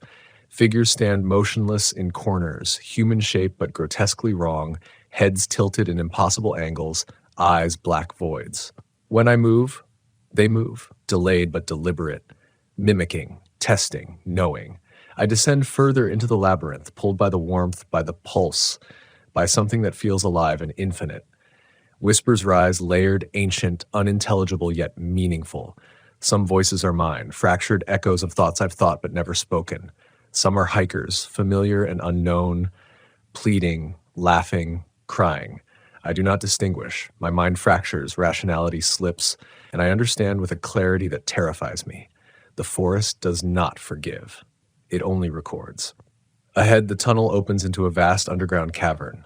The air is thick, suffocating, scented with iron, wet stone, and something ancient, something burned into memory. The bridge appears again, stretching impossibly across a void of shadows. The planks are blackened, warped, the warmth so intense it throbs like a living heartbeat. I step onto it, boots burning, pulse racing.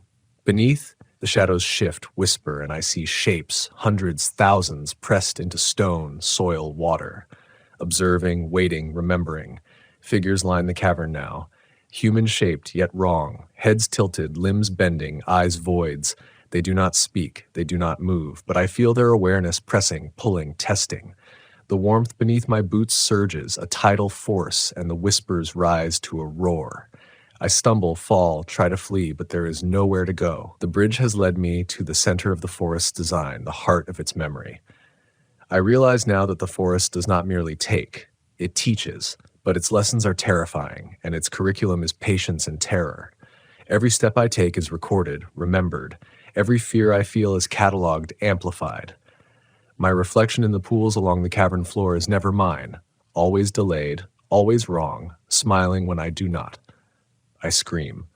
The sound dies in my throat. The shadows lean closer, the warmth pulses violently, and I understand that escape is an illusion. The bridge does not allow it. I write because I must. I write because the act of recording prolongs my witness, my observation, because the forest feeds not only on bodies, not only on fear, but on acknowledgement. I am at the center of its memory now, a tether to the surface world, a chronicler. The hikers, the missing, the ones who came before, they exist here in fragments, in whispers, in the pulse beneath the planks. They are part of the forest now, as am I. The bridge pulses beneath my boots, shadows move when I blink. Whispers rise endlessly, layered with voices I recognize and voices I do not. The warmth presses into my chest, skull, spine, an inescapable weight. I cannot distinguish reality from hallucination. The tunnel twists, folds, stretches. Figures mimic every motion, anticipating, observing, recording. I stumble, fall, rise, and walk forward because I must, because the bridge commands it, because the forest remembers. I have crossed it countless times now, each crossing fracturing my mind further, each step embedding me deeper into the memory of the forest. I see the bridge in the reflection of every pond, in every shadow, in every subtle distortion of the air. It exists everywhere. It exists nowhere. And it waits, patient, infinite, and aware. I do not know if there is an end. I do not know if there will ever be one. But I know this. The bridge is warm, still warm, and beneath it, whatever waits, waits forever. The forest remembers everything. It waits for those who follow, for those who watch, for those who acknowledge. And I write, trembling, because someone must know. Someone must understand. The bridge exists and it is patient. I step forward again. The warmth pulses beneath my boots. Shadows move, whispers rise. I am still walking, and I am not alone.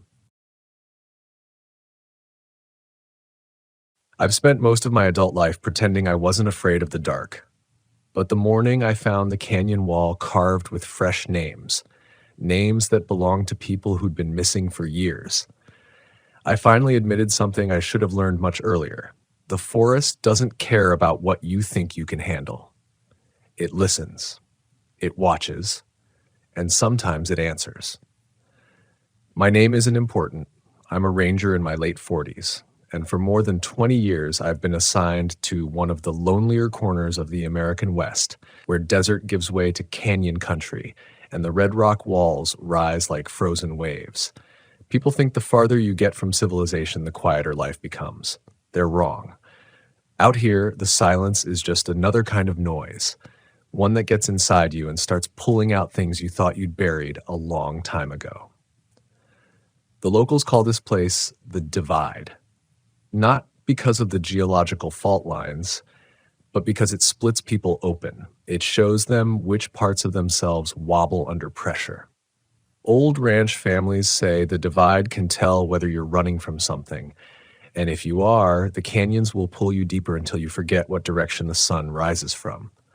I used to laugh at that. I used to think I had a stronger grip on reality than the folks who grew up believing the rock itself could judge you. But years out here have taught me something. The land shapes the people, not the other way around.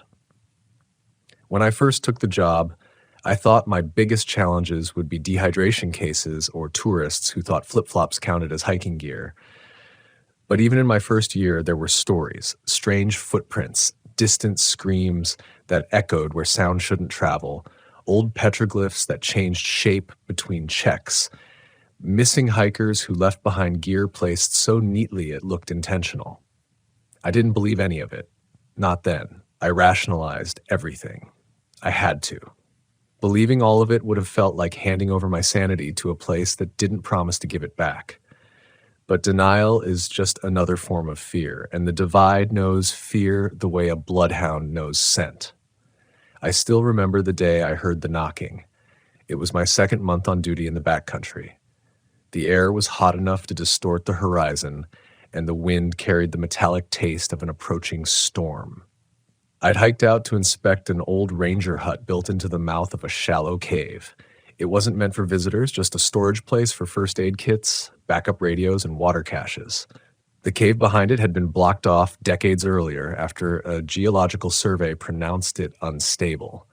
I was inside doing an inventory check when it started. A single sharp knock from the cave wall behind me, then another. Slow, evenly spaced, almost polite. I remember freezing, the pen hovering over the clipboard, the hairs on my arms lifting like static was crawling over my skin. At first I convinced myself it was loose rock settling. Then I thought it might be water expanding in cracks. I told myself anything that sounded scientific, anything that helped me keep moving. But when the knocking continued, 3 taps, pause, 3 taps, pause, a rhythm too deliberate, too measured, I felt something colder than fear slip into my ribs. Someone was in the block cave. I forced myself to test the barrier. Thick steel, welded into the stone, unmoved for years. Solid. I shouted, asked if anyone was back there. Nothing. Just the tapping, patient and methodical, like someone counting time with their knuckles. I reported it, of course. The supervisor chalked it up to echoing rockfall. That was the first time I lied about how scared I really was. And in hindsight, that was the first time the Divide learned what kind of fear I carried. For years, I let that fear sit quietly under my shoulder blades, never acknowledging it, never looking it in the eye. I kept working, I gained experience, I learned how to track people, how to predict flash floods by the thickness of dust on the air, how to read the footprints of cougars and coyotes, and on one rare occasion, something that walked on two legs but weighed far more than any man I'd ever known. I learned enough to be respected by locals and trusted by out-of-state volunteers.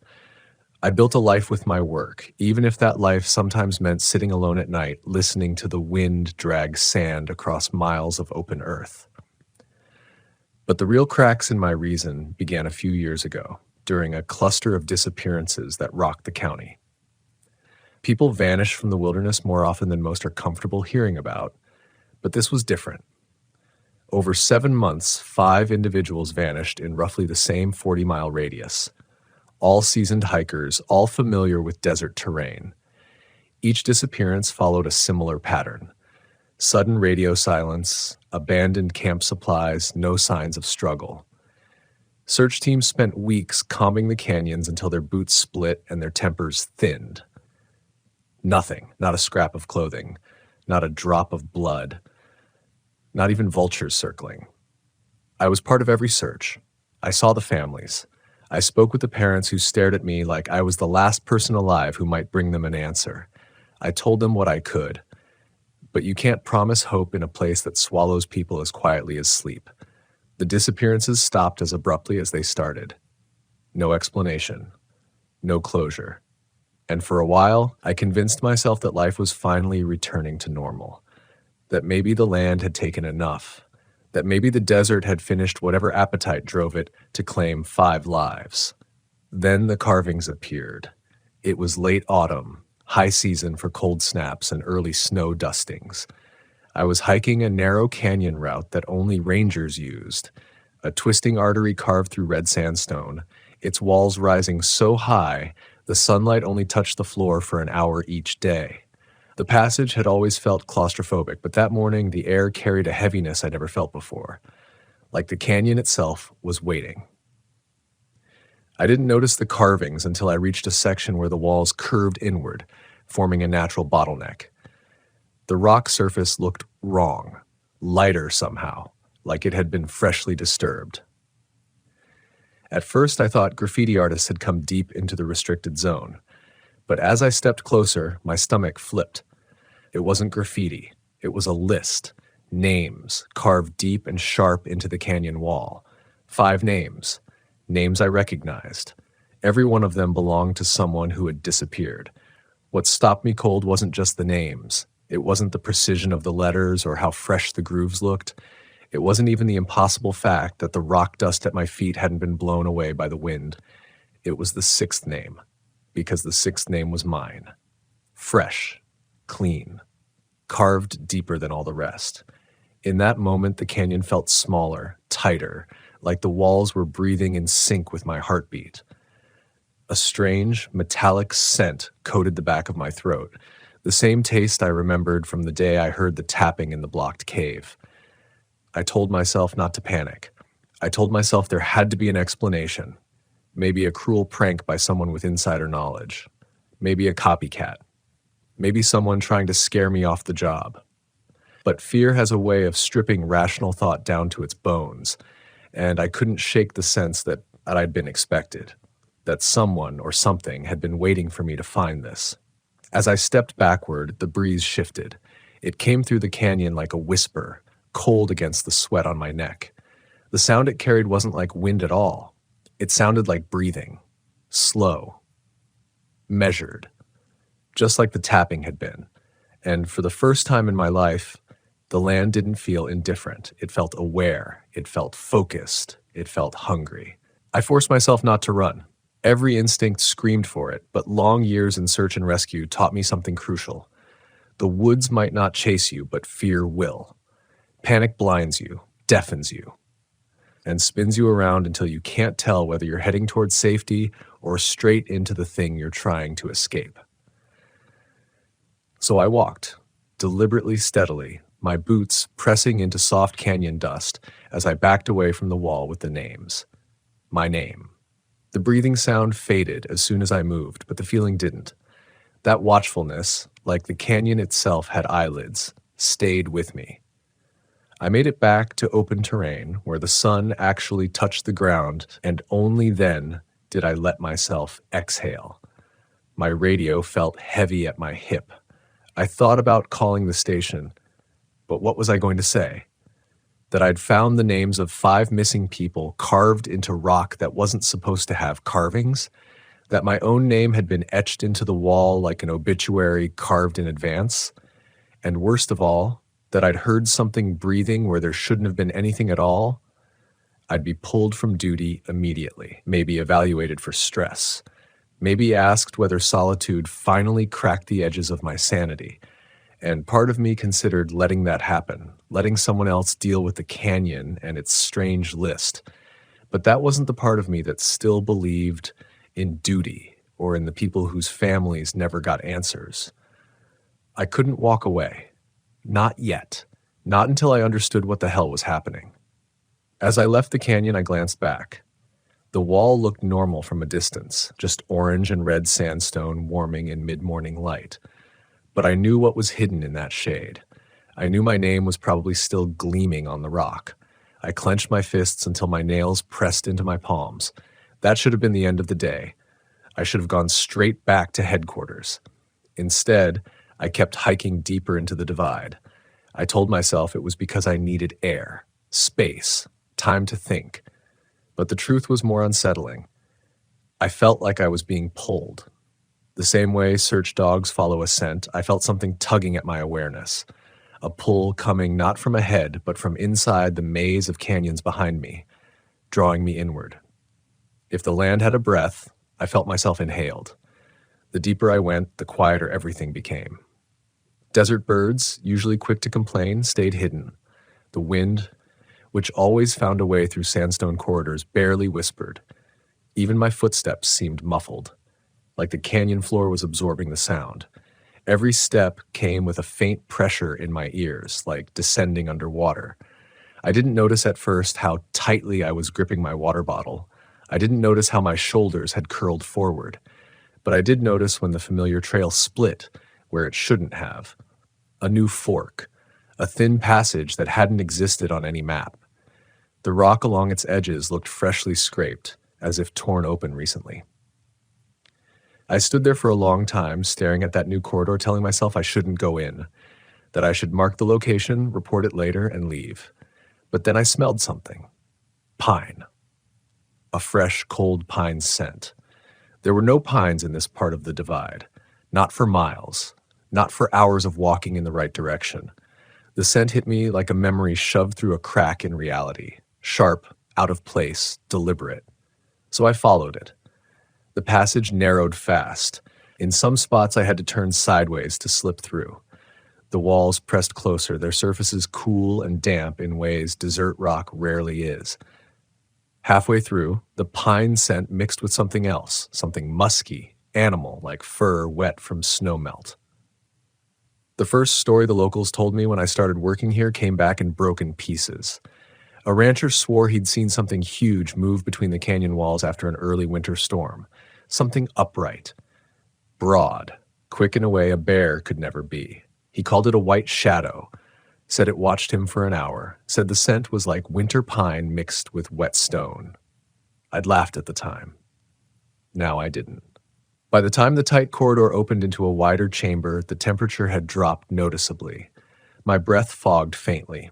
The chamber was tall, domed, lit by a thin shaft of sun that slipped through a crack overhead. The floor was uneven, scattered with dried brush and animal bones. And on the far wall, Deep in the shaded half of the chamber, I saw something that stopped me in place. Scratches. Deep, violent scratches gouged into the stone. Long, parallel marks, too consistent to be random collapse. A set of 4, repeating in patterns, higher than my reach. Higher than any normal animal could lift its arm. Higher than any person could carve without a ladder. The pine scent was strongest here, but that wasn't the part that chilled me. Directly beneath the claw marks, arranged with a strange precision, were small piles of rocks. Cairns, 6 of them. And on the top stone of each cairn, someone, or something, had carved a symbol. Simple, repetitive, a crude shape resembling an open hand. 6 cairns, 6 hand symbols, 6 names on the canyon wall. I crouched near the closest cairn trying to make sense of it when the chamber air shifted. Not just a breeze, something larger displacing the cold. A movement, a presence. My pulse hammered as I stood. I turned slowly. In the shadowed corner of the chamber, beyond the reach of sunlight, something moved. I didn't see its full shape. I saw parts, the outline of something tall, something broad, something unnervingly still except for the slow rise and fall of its chest.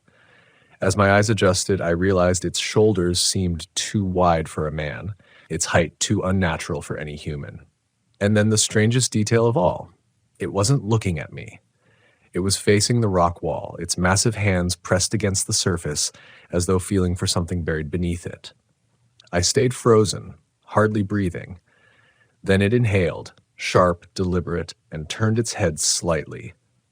Not enough to reveal a face, just enough to acknowledge me. The pine scent flooded the chamber. My voice, usually steady in the field, broke as I whispered, "Hello?" It didn't respond with words. It responded by taking a single step backward into deeper shadow, then lowering itself, massive weight settling onto the rocky floor with a sound like shifting earth.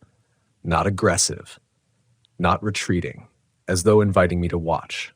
I didn't move. I couldn't. The thing extended one arm, slow, careful, and with a single precise motion, it pressed its hand into the stone floor.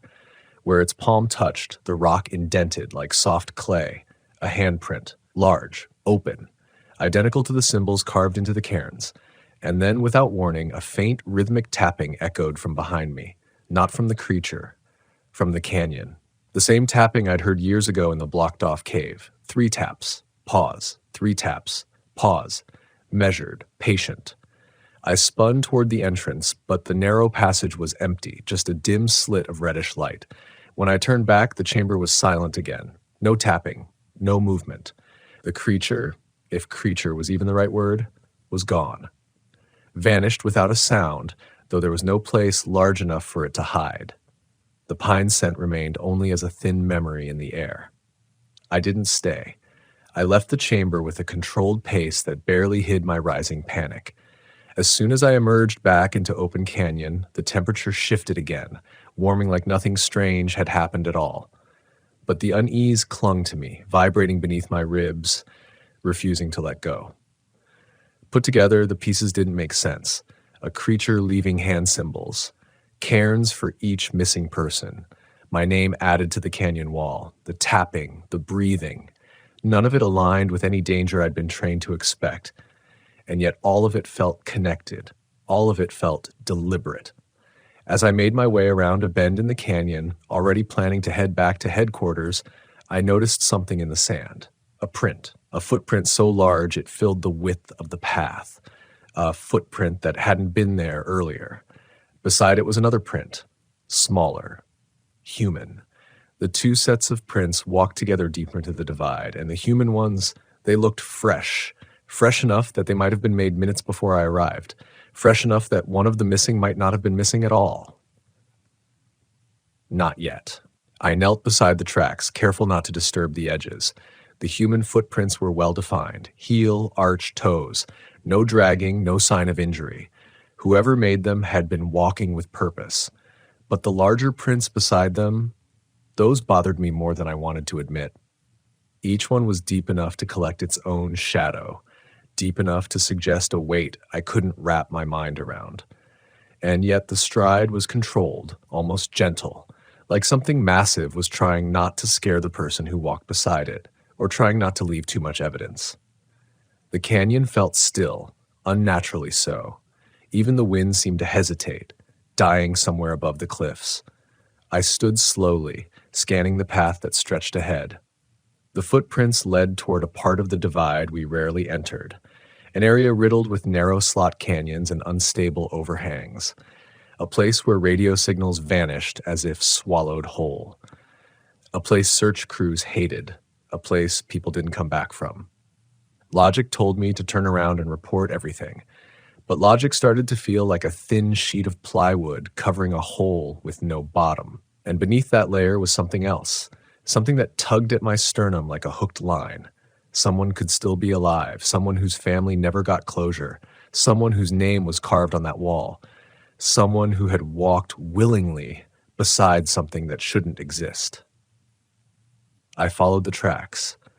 The canyon narrowed again, forcing me to stay close to the walls. Here the sandstone glowed deep red, warmed by the sun that never quite reached the floor. My footsteps seemed too loud, bouncing off the curves of rock with a metallic echo. I tried to stay alert, listening for any sign of movement, but the silence pressed in like a physical weight. After 15 minutes, the tracks shifted direction, veering toward a shadowy gap in the rock, a slanted opening barely wide enough for a person to slip through. The larger tracks went inside without hesitation, but the human ones told a different story. Their spacing changed. The footprints angled, hesitated, circled once.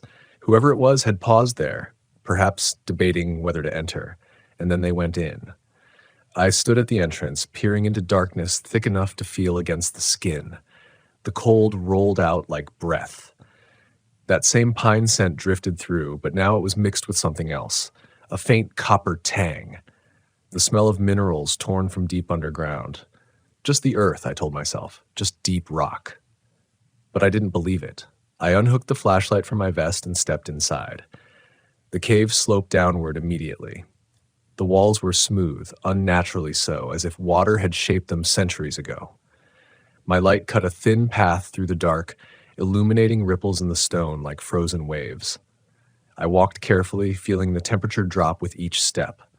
My breath fogged again. A dozen yards in, I saw something that made my jaw clench. Handprints. Dozens of them, pressed into the rock along the walls. Each one large, five-fingered, identical to the symbol carved on the cairns. The impressions were deep, as if pressed into wet mud instead of solid stone. Some overlapped, some pointed downward, some sideways, but a few pointed upward, toward the ceiling. I aimed my flashlight higher. More prints, impossible, sprawling prints scattered across the cave ceiling like constellations, thick enough to cast shadows. The cave suddenly felt smaller, lower, like the hands had pressed down from above, reshaping the cave itself. I swallowed hard and kept moving, trying to focus on the human footprints ahead. They continued with steady pacing, no sign of running, no sign of panic. Why weren't they scared? The answer came in a sound so faint I almost missed it. A voice. Not words, just a soft hum, a human hum. A tune with no melody, but carried forward rhythmically as if someone were comforting themselves. I killed my light, heart hammering, listening. The humming was ahead, deep within the tunnel.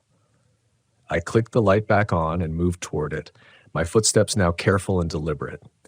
The walls widened slightly, and I stepped into a cavern lit by shafts of pale daylight filtering through cracks above. In that filtered glow, I saw a man sitting on a flat boulder near the far wall. He was facing away from me, shoulders slumped, legs hanging over the edge like a child sitting on a dock. His clothes were dusty but intact. Hiking boots, lightweight jacket, sun-bleached hat, everything looked worn but not ruined, not like someone who had been missing for years. My voice stuck in my throat, caught between disbelief and something like hope. "Sir?" I managed, barely louder than a whisper. The humming stopped instantly. The man didn't move, not even a twitch. The sudden stillness radiated through the cavern like a ripple. My pulse throbbed in my ears. "Sir," I said again, louder now. "My name is... I'm a ranger. I'm here to help." Slowly, the man lifted his head as if noticing me for the first time. His posture was stiff, mechanical. He turned halfway, not enough for me to see his face, just enough for me to see his shoulders rise on a sharp inhale. "You found it," he said. His voice was thin, papery, like it hadn't been used in a long time. "I found the tracks," I said cautiously. "Who are you? Are you injured?" "No." He shook his head.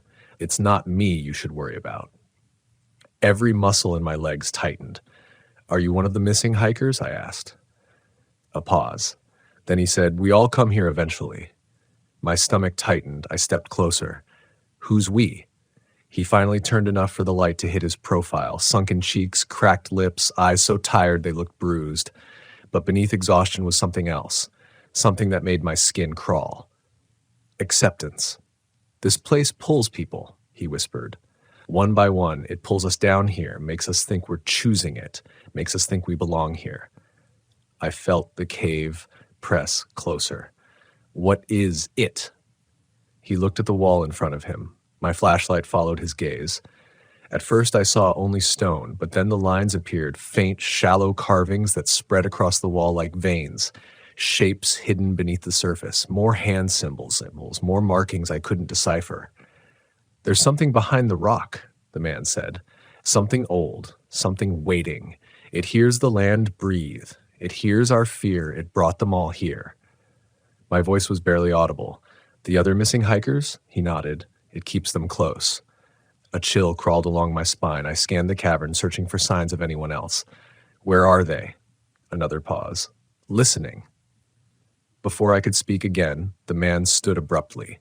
Too abruptly. His joints cracked loudly. When he turned fully toward me, I saw dried streaks on his face, salt trails from tears that must have dried hours or days ago.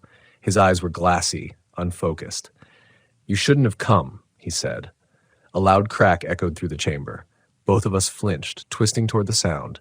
From the dark tunnel behind me, something shifted, heavy, slow. A deliberate movement, like weight being shifted off stone. The air pressure changed, pushing cold across the back of my neck. Behind me, something was rising. The man's voice trembled. "It knows your name." Another shift in the tunnel. A low, resonant exhale that vibrated in my ribs. Not human, not even animal, something deeper, something ancient. The pine scent swept through the cavern. The man backed away, hands raised like he was warding off a storm. "Once it carves your name," he whispered, "you don't leave." My heart slammed hard against my sternum. The sound behind me grew louder, soft steps that carried massive weight, each one rumbling through the floor. I turned toward the tunnel, flashlight trembling in my grip. The beam cut through the dark, and something enormous blocked the path. Not fully visible, not fully formed in the light, just a silhouette, towering, shoulders brushing the tunnel walls. A massive hand pressed against the stone beside it, fingers spread, the same shape I'd seen carved everywhere. And then it moved. Slow, deliberate, reaching toward me. The hand filled the tunnel, fingers long enough to curl around the stone like roots gripping soil. My flashlight trembled against my palm, the beam quivering across the rough silhouette of that massive arm. It didn't rush. It didn't lunge. It simply extended itself as if asking a question I didn't know how to answer. Behind me, the man whispered, "Don't run." His voice quivered with a tremor I recognized. Not the fear of dying, the fear of being claimed. My breath stuttered. I stepped back instinctively, and the creature's hand paused, almost like it was studying the motion, feeling it, measuring it. The cave expanded with each heartbeat, or maybe it felt that way. My pulse echoed through my ears, drowning out everything except the faint rasp of the creature inhaling again. That sound didn't belong in any canyon, any forest, any world I understood. Too deep, too slow, like air dragging through hollow bones. The man put a hand on my arm. His grip was surprisingly strong. "It wants you to follow," he said. "It led you here for a reason." I shook him off. "That thing is what's been taking people." He hesitated. "Not exactly." "Then what is it?" His eyes flicked toward the creature's silhouette. "A guardian, a jailer, a guide. I don't know the right word, but if you don't go now, it will take someone else in your place." A cold flush hit the back of my skull. "What are you talking about?" You think the missing just wandered off and got lost? His voice cracked. No, it needed them. Until it didn't, then it needed new names. My name carved into the canyon wall pulsed through my mind like a bruise. The creature shifted closer. I could hear its weight settling into the stone, hear grains of sand trickle down the cave wall as its massive shoulders scraped against the sides. The flashlight beam only caught glimpses: rough hair, pale stone-colored skin, a shape too large to fully comprehend. I stepped back again, the creature's hand curled slightly. Not threatening, more like beckoning. The man behind me, whoever he once was, started humming again, that same soft, tuneless murmur, like a lullaby being offered not to me but to the darkness itself. And suddenly I felt it. A pressure behind my sternum. A pull. The same tug I'd felt earlier in the canyon, like an invisible thread was hooked inside my ribs, guiding me forward. I clenched my teeth and fought to stay grounded. No, I'm not going with it. You already are, the man whispered, sadness stretching each word. The moment you saw your name on the wall, you were chosen. The creature leaned forward enough that the light caught part of its face, a cheekbone like split granite, a patch of thick hair matted with dust, and a single eye gleaming like a pale blue stone. A human eye, caught. It blinked slowly.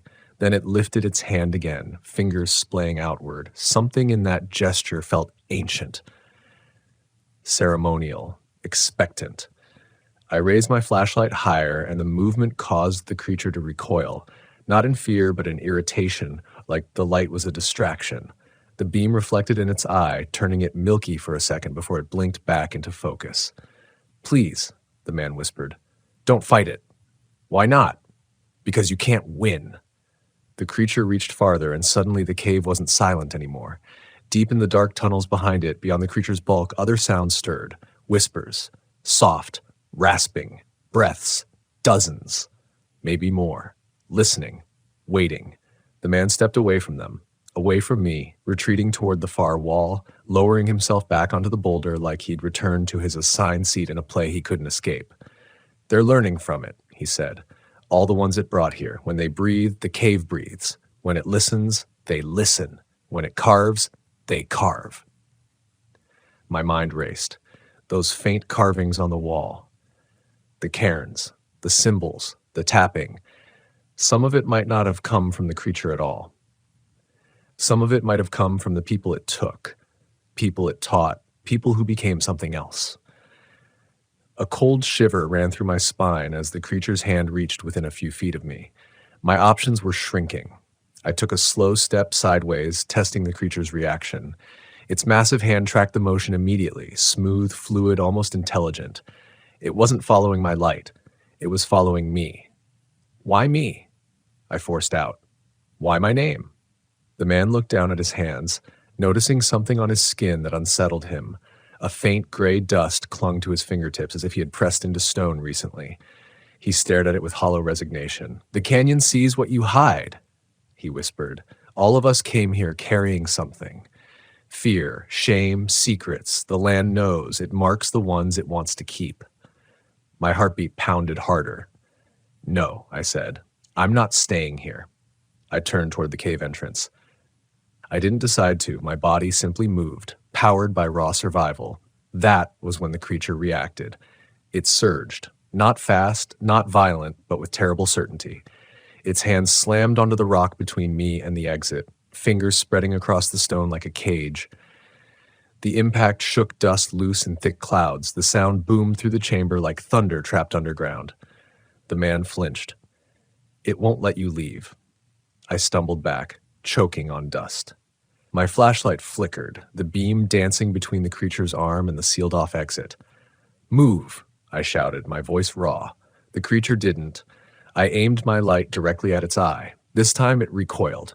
Not much, but enough. Its massive shoulder twisted away, and for a split second the hand blocking the exit lifted. Only a few inches, but enough space for me to duck and slide. I didn't think. I didn't plan. I dove under. Stones scraped my back. Dust filled my mouth. The creature's fingers brushed my arm, heavy as falling branches, but I kept moving, crawling out of reach. Behind me, the cavern erupted in movement. Heavy steps, a low, frustrated bellow, the man shouting something I couldn't understand, and beneath it all, other voices. Dozens, hissing, whispering, calling out in soft, broken pleas that didn't sound human anymore. I scrambled into the narrow tunnel, heart going feral in my chest. I didn't look back. The pine scent thickened behind me, sharp and urgent. I dragged myself through the tight corridor until I could stand again, then sprinted through the darkness toward the sliver of sunlight far ahead. Behind me, the creature roared, not a loud roar, but a deep one, a vibration that rattled the cave walls and shook dust from the ceiling. It wasn't rage, it was disappointment. The way a teacher might sound when a student disobeys. The ground trembled under my boots as I burst through the crack into open air. Sunlight hit me hard, hot enough to burn through the cold sweat on my skin. I kept running until I reached the wider canyon passage. Only when I reached a bend did I stop, lungs tearing for air. The canyon behind me was silent, too silent. No pursuit, no roar, no breathing, just the oppressive stillness of a place holding its breath. I pressed my hand against the wall to steady myself and froze. Next to my hand, faint and shallow, was a new symbol carved into the sandstone, a fresh handprint. Not large, not the creature's, human-sized, exactly my size, as if someone or something had pressed its hand into the stone only moments before I touched it. I jerked my hand away, and the canyon exhaled a slow wind that carried the faint, unmistakable scent of pine. Far too faint, far too patient, like a promise or a warning. I stared at the handprint until the edges blurred. It wasn't deep, nothing like the creature's marks, but it was unmistakably intentional. A shallow, precise press, like someone testing the stone or marking territory. My territory. I wiped sweat from my forehead with a shaky hand, swallowing hard as the last curl of pine-scented wind faded into stillness. I needed to move. Standing still felt like volunteering to be found. But as I stepped away from the wall, something shifted inside me. Not just fear, but a sick, heavy certainty that the creature hadn't lost me at all. That escape wasn't a direction, but an illusion. I kept walking anyway, forcing my boots to move over ground that suddenly felt foreign beneath my soles. The canyon ahead narrowed, then widened again, branching into multiple paths.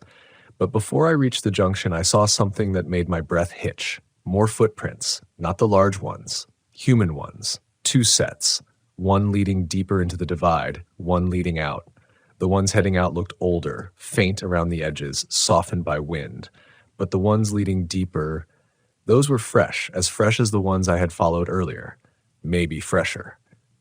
A cold realization seeped in, and there wasn't just one person walking with the creature. There might have been many.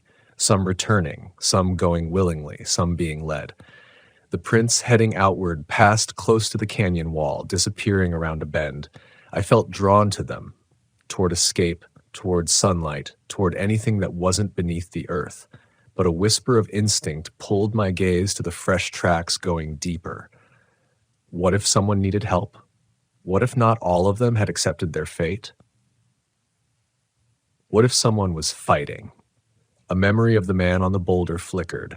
The hollow eyes, the cracked voice, the way he spoke of the others listening. He hadn't looked entirely lost. He'd looked altered. What if that was the end result of staying too long? My throat tightened. I couldn't leave anyone else to become that. I followed the fresh tracks. The canyon walls grew taller as I moved, leaning in like 2 massive hands cupping the path. Shadows crawled across the stone, lengthening and shifting as the sun dipped behind the ridges. The air cooled steadily, each breath growing sharper. I stopped twice to listen, nothing but my own breathing, until the 3rd time. The faintest whisper threaded through the canyon, so soft I thought it was wind at first. Stop, I froze. Not wind, a voice, human, weak, carried by the narrow acoustics of the canyon like a secret being passed hand to hand. Please. My pulse thudded. I moved faster. The canyon curved sharply, and as I rounded the bend, another cave mouth appeared, smaller than the last, shaped like a narrow grin sliced into the rock. Faint scuff marks surrounded the entrance. Someone had gone in recently. I took a step forward. The smell hit me. Not pine this time. damp earth, cold stone, and beneath it a faint musky odor, animalistic but not familiar. The voice whispered again from inside, breaking into a weak, trembling sob. I lifted my flashlight and stepped into the cave. This one was narrower, lower. The walls were closer, rougher, as though clawed or cracked. My beam caught flecks of mica reflecting back like hundreds of small eyes. I pushed forward, stepping over loose stones that shifted noisily. The cave tunneled deeper until it widened unexpectedly into a small chamber hardly larger than a one-car garage. My light swept the space, catching nothing at first except empty rock. Then it hit movement. In the corner, a person crouched low, hands pressed against the stone floor. A woman, dirty, exhausted, hair matted to her face. Her clothes were torn, her boots scuffed to ruin. Her shoulders shook with every breath. I recognized her. Her picture had been on our missing persons board for 18 months. "Ma'am," I said softly, kneeling beside her. "I'm a ranger. You're safe now. I'm going to get you out of here." Her head jerked toward me, eyes wide and panicked. Too wide, the pupils blown out like she'd been running in absolute darkness for days. She shook her head violently. "No," she rasped. "No, no. You shouldn't. You can't be here." "It's all right," I said, reaching for her arm. "I'll help you walk." She recoiled, pressing herself deeper into the corner. "It hears everything." My hand froze midair. "What does?" Her eyes flicked past me toward the tunnel I'd just come through. Fear radiated off her like heat. "It marks you," she whispered. "Once your name is in the stone, it watches every step you take." I swallowed. I saw the carvings. She nodded rapidly, her breath quickening until it bordered on hyperventilation. "Don't speak. Don't shout. Don't even breathe too loud. It listens through the walls." I crouched lower. "Did it bring you here?" She shook her head slowly, then stopped, a subtle motion as though remembering something she wasn't supposed to reveal. "It didn't bring me," she whispered. "It followed me." My skin prickled. I looked more closely at her hands. The fingertips were gray, dusty, not like cave dirt, like stone dust. I reached for them instinctively, and she yanked them away. "No touch," she hissed. "When it touches stone, we change. First the fingertips, then the palms, then the voice."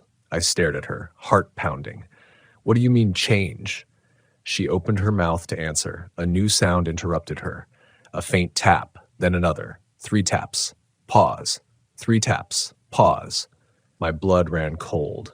The tapping echoed through the tunnel, not from behind us, from ahead, from deeper in the cave. The woman squeezed her eyes shut, covering her ears like a child hiding from thunder. "No," she breathed. "No, it's already here." I stood slowly, lifting my flashlight. "Stay behind me." She didn't move. The tapping grew louder, reverberating through the stone like knuckles on hollow wood. Then it stopped. Silence. A slow exhale drifted into the chamber, cold as winter air leaking under a cabin door. I steadied my breathing. "We need to move. Now." But the woman didn't open her eyes. She shook her head again. "You don't understand," she whispered. "It doesn't need tunnels. It moves through the stone." The words chilled me more than the air. I aimed the flashlight at the chamber walls. Handprints. Fresh, human-sized. Not carved. Pressed. The rock looked slightly different where the prints were. Darker, as if moisture or heat had touched it moments earlier. The tapping resumed, but this time it came from multiple locations. Left wall, right wall, ceiling. Like whatever made the sound was testing the boundaries of the cave. And then a low rumble vibrated through the chamber floor. The rock shifted beneath my boots. I grabbed the woman. "We're leaving. Now." She resisted weakly at first, but when the tapping accelerated, rapid, her strength shattered, and she scrambled to her feet, clinging to my arm like a lifeline. We ran. The tunnel seemed narrower now, as though the rock was closing in. Pebbles rained from the ceiling. A cold gust, unnatural in a sealed cave, pushed against our backs. The tapping followed us, growing louder, more frantic, moving through the walls like it was racing us. Ahead, the sliver of daylight looked impossibly far. The woman stumbled. I grabbed her under the arms and hauled her forward. Her breaths turned into choked sobs as the tapping zeroed in behind us. Just as we reached the mouth of the cave, a massive crack tore through the stone behind us, a sound like the canyon itself splitting open. We burst into daylight. The woman collapsed on the ground, gasping, clawing at the dirt like she needed to remind herself she was touching earth, not stone. I spun around, half expecting the creature to explode out of the cave after us. But nothing emerged. Only silence. Then a soft, deliberate tap from inside the darkness. 3 taps, pause, 3 taps, pause. Not retreating, not furious, just patient, waiting. I backed away from the entrance, pulling the woman with me. She didn't look at the cave. She didn't look at me. She only stared at her fingertips, her gray, dust-coated fingertips, and whispered with a broken voice that carved straight into my bones, "It's not done with us." Her whisper lingered between us like condensation, cold, inevitable, impossible to wipe away. I crouched beside her, forcing myself to draw slow breaths, to look rational, stable, steady, even as every instinct inside me screamed that the divide had shifted shape, become something alive with intent. I spoke softly. "We're getting out of here, both of us." She shook her head without lifting her eyes from her fingertips. "The dust doesn't wash off." "It's just stone," I insisted weakly. "It's just sediment." But I didn't believe myself. The gray powder clinging to her skin looked too fine, too uniform, as though the stone hadn't flaked, but given itself. She rubbed her fingers together and swallowed a sob. "I tried to leave before. It lets you run. It lets you think you're getting away." A cold heaviness pooled in my chest. "Why?" "So it can learn you," she whispered. The breeze shifted. Not strong, just enough to sweep warmth across my cheek before spiraling back into coolness. The faintest thread of pine drifted on it. The creature knew we'd left the cave, and it wasn't chasing. It was watching. I scanned the canyon walls, searching for movement, any shadow that didn't match the sun's angle, any flicker that didn't belong to the wind. Nothing. The divide looked as it always did, endless stone, silent and unmoved. But silence here had never been absence. Never again, I realized. "We need to move," I said, helping her stand. She leaned heavily against me. Her breath hitched with every step. I guided her along the canyon floor, choosing the widest paths, the ones with the clearest sight lines. Every few yards, I checked behind us. The cave mouth remained as empty as a grave with no body inside. But the tapping, it didn't fade. It followed, sometimes faint, sometimes loud enough to vibrate through the stone under our feet. Always steady, always testing. The canyon stretched on. The sun wheeled slowly above the cliffs. I could feel time passing unevenly, like the hours weren't aligning correctly inside the divide. At one point, the woman tugged my sleeve and whispered, "We walked through here already." "No," I said, scanning the terrain carefully. "This is different. Look, the shadow lines are. But my words faltered. The shadows did look the same. My skin prickled. Had the canyon shifted, or was my mind unraveling? "We're not lost," I said, trying to convince both of us. "The ranger station is southwest. We follow the sun. That's it." She didn't look reassured. Her gaze kept darting back the way we'd come. "It doesn't chase," she murmured. "It waits for the moment you accept you can't outrun stone." A flicker of frustration cut through my fear. "No, I'm not accepting anything. Not for you, not for me. We are getting out." She fell silent, but her doubt hung between us like humidity. We kept walking. Hours seemed to pass, or maybe minutes. I lost track. The canyon walls leaned unpredictably, narrowing when they should have widened, widening when the map in my memory insisted they should have narrowed. The divide had always been a maze, but this felt different, like it was shifting irritably with every step we took. At the next turn, I saw something that made my breath catch. A carving. Fresh. Too fresh. My flashlight wasn't needed. The evening light washed across the grooves clearly. It was my name, again. Long strokes, deep cuts, stone dust still clinging to the lower edges. The woman whimpered softly, "It's moving its mark." I shook my head. "We're getting closer to the exit. Maybe it's just coincidence. Rockfall, erosion patterns." But the lie tasted like metal. Below my name, a second carving, her name. The grooves looked different, rougher, uneven, as though carved quickly. The creature wasn't just moving its marks, it was updating them. I grabbed her arm gently but firmly. "Don't look at it, keep walking." She obeyed, but I felt her trembling grow worse with each step away. A quarter-mile later, a noise split the canyon. Not tapping. Something heavier. A thud. A sliding rasp. Stone shifting. We both turned toward the sound. Nothing moved. Nothing visible. The canyon floor remained unbroken, but on the wall nearest to us, long, thick handprints that hadn't been there moments earlier now pressed deep into the sandstone, each one angled to face the trail ahead. Guiding, directing, escorting. The woman choked. "It's hurting us." I pulled her forward quickly. "Then we don't follow."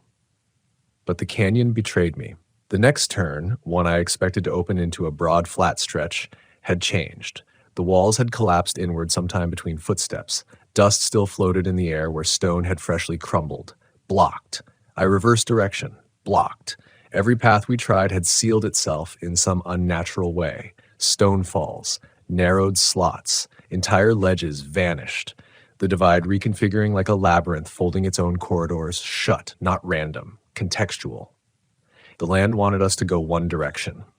The direction the handprints pointed. The tapping resumed again, louder, closer, no longer patient, urgent. I tightened my grip on the woman's hand. "We keep moving," I whispered. "But where?" She whispered back. "Where the canyon wanted, where the creature waited." We followed the handprints, not because I trusted them, because every alternative was gone. The canyon walls loomed darker as twilight crept downward. The sky above shrank to a ribbon of fading gold. The pine scent returned, stronger now, thick enough to sting my nose, to coat my tongue. Ahead, the canyon opened into a familiar shape, a narrow valley floor leading toward a dome-shaped outcrop. I stopped. The woman collapsed to her knees. I knew this place. I had been here before. This was the first canyon I ever patrolled when I became a ranger. The first canyon where I heard the tapping in the cave behind the steel barrier. The divide hadn't taken us deeper. It had led us back to the beginning. A long shadow moved across the stone. Not wind, not imagination. The creature stood at the mouth of the valley, not blocking the exit, not charging, not even towering over us threateningly. It simply stood there, still monumental, waiting. The pine scent rolled across the valley like fog. The tapping stopped. Silence fell. A silence thick with expectation. The woman beside me whispered, "It brought us home." My legs felt numb, not from exhaustion, from understanding. This was the epicenter. This was where it wanted me, where it had always wanted me. The creature lifted one massive hand, the familiar open palm symbol, and pressed it slowly against the stone wall beside it. A deep groan rippled through the earth. The rock shifted, cracked, opened. Behind the new fissure in the stone lay darkness, but not like the cave darkness before. This darkness moved, shifted, whispered. Dozens of voices murmured in perfect unison, hollow and echoing. And then a single human voice broke through the chorus. Clear, desperate. My name. It spoke my name. The woman beside me clutched my arm. "It's calling you." The voices grew louder, rising, beckoning, reaching through the fissure like hands made of sound. I stood perfectly still, every part of me trembling. And for the first time since I found my name carved into the canyon wall, I understood something. The creature wasn't hunting me. It was inviting me, replacing me, preparing me. I looked at the woman beside me, shaking, exhausted, terrified, and knew she wouldn't survive if I chose wrong. So I took a single step forward. The voices echoed louder. The pine scent thickened. The creature lowered its head another step. The fissure widened. I felt the canyon walls inhale. The woman sobbed into her hands. "Don't go. Don't let it take you." But she was wrong. It wasn't taking. It was choosing. And finally, I understood the price the divide demanded. A name, a guardian, a keeper of secrets carved into stone. I turned back to her, forcing my voice steady. "Run. Don't stop. Don't look back." She shook her head violently. "I won't leave you."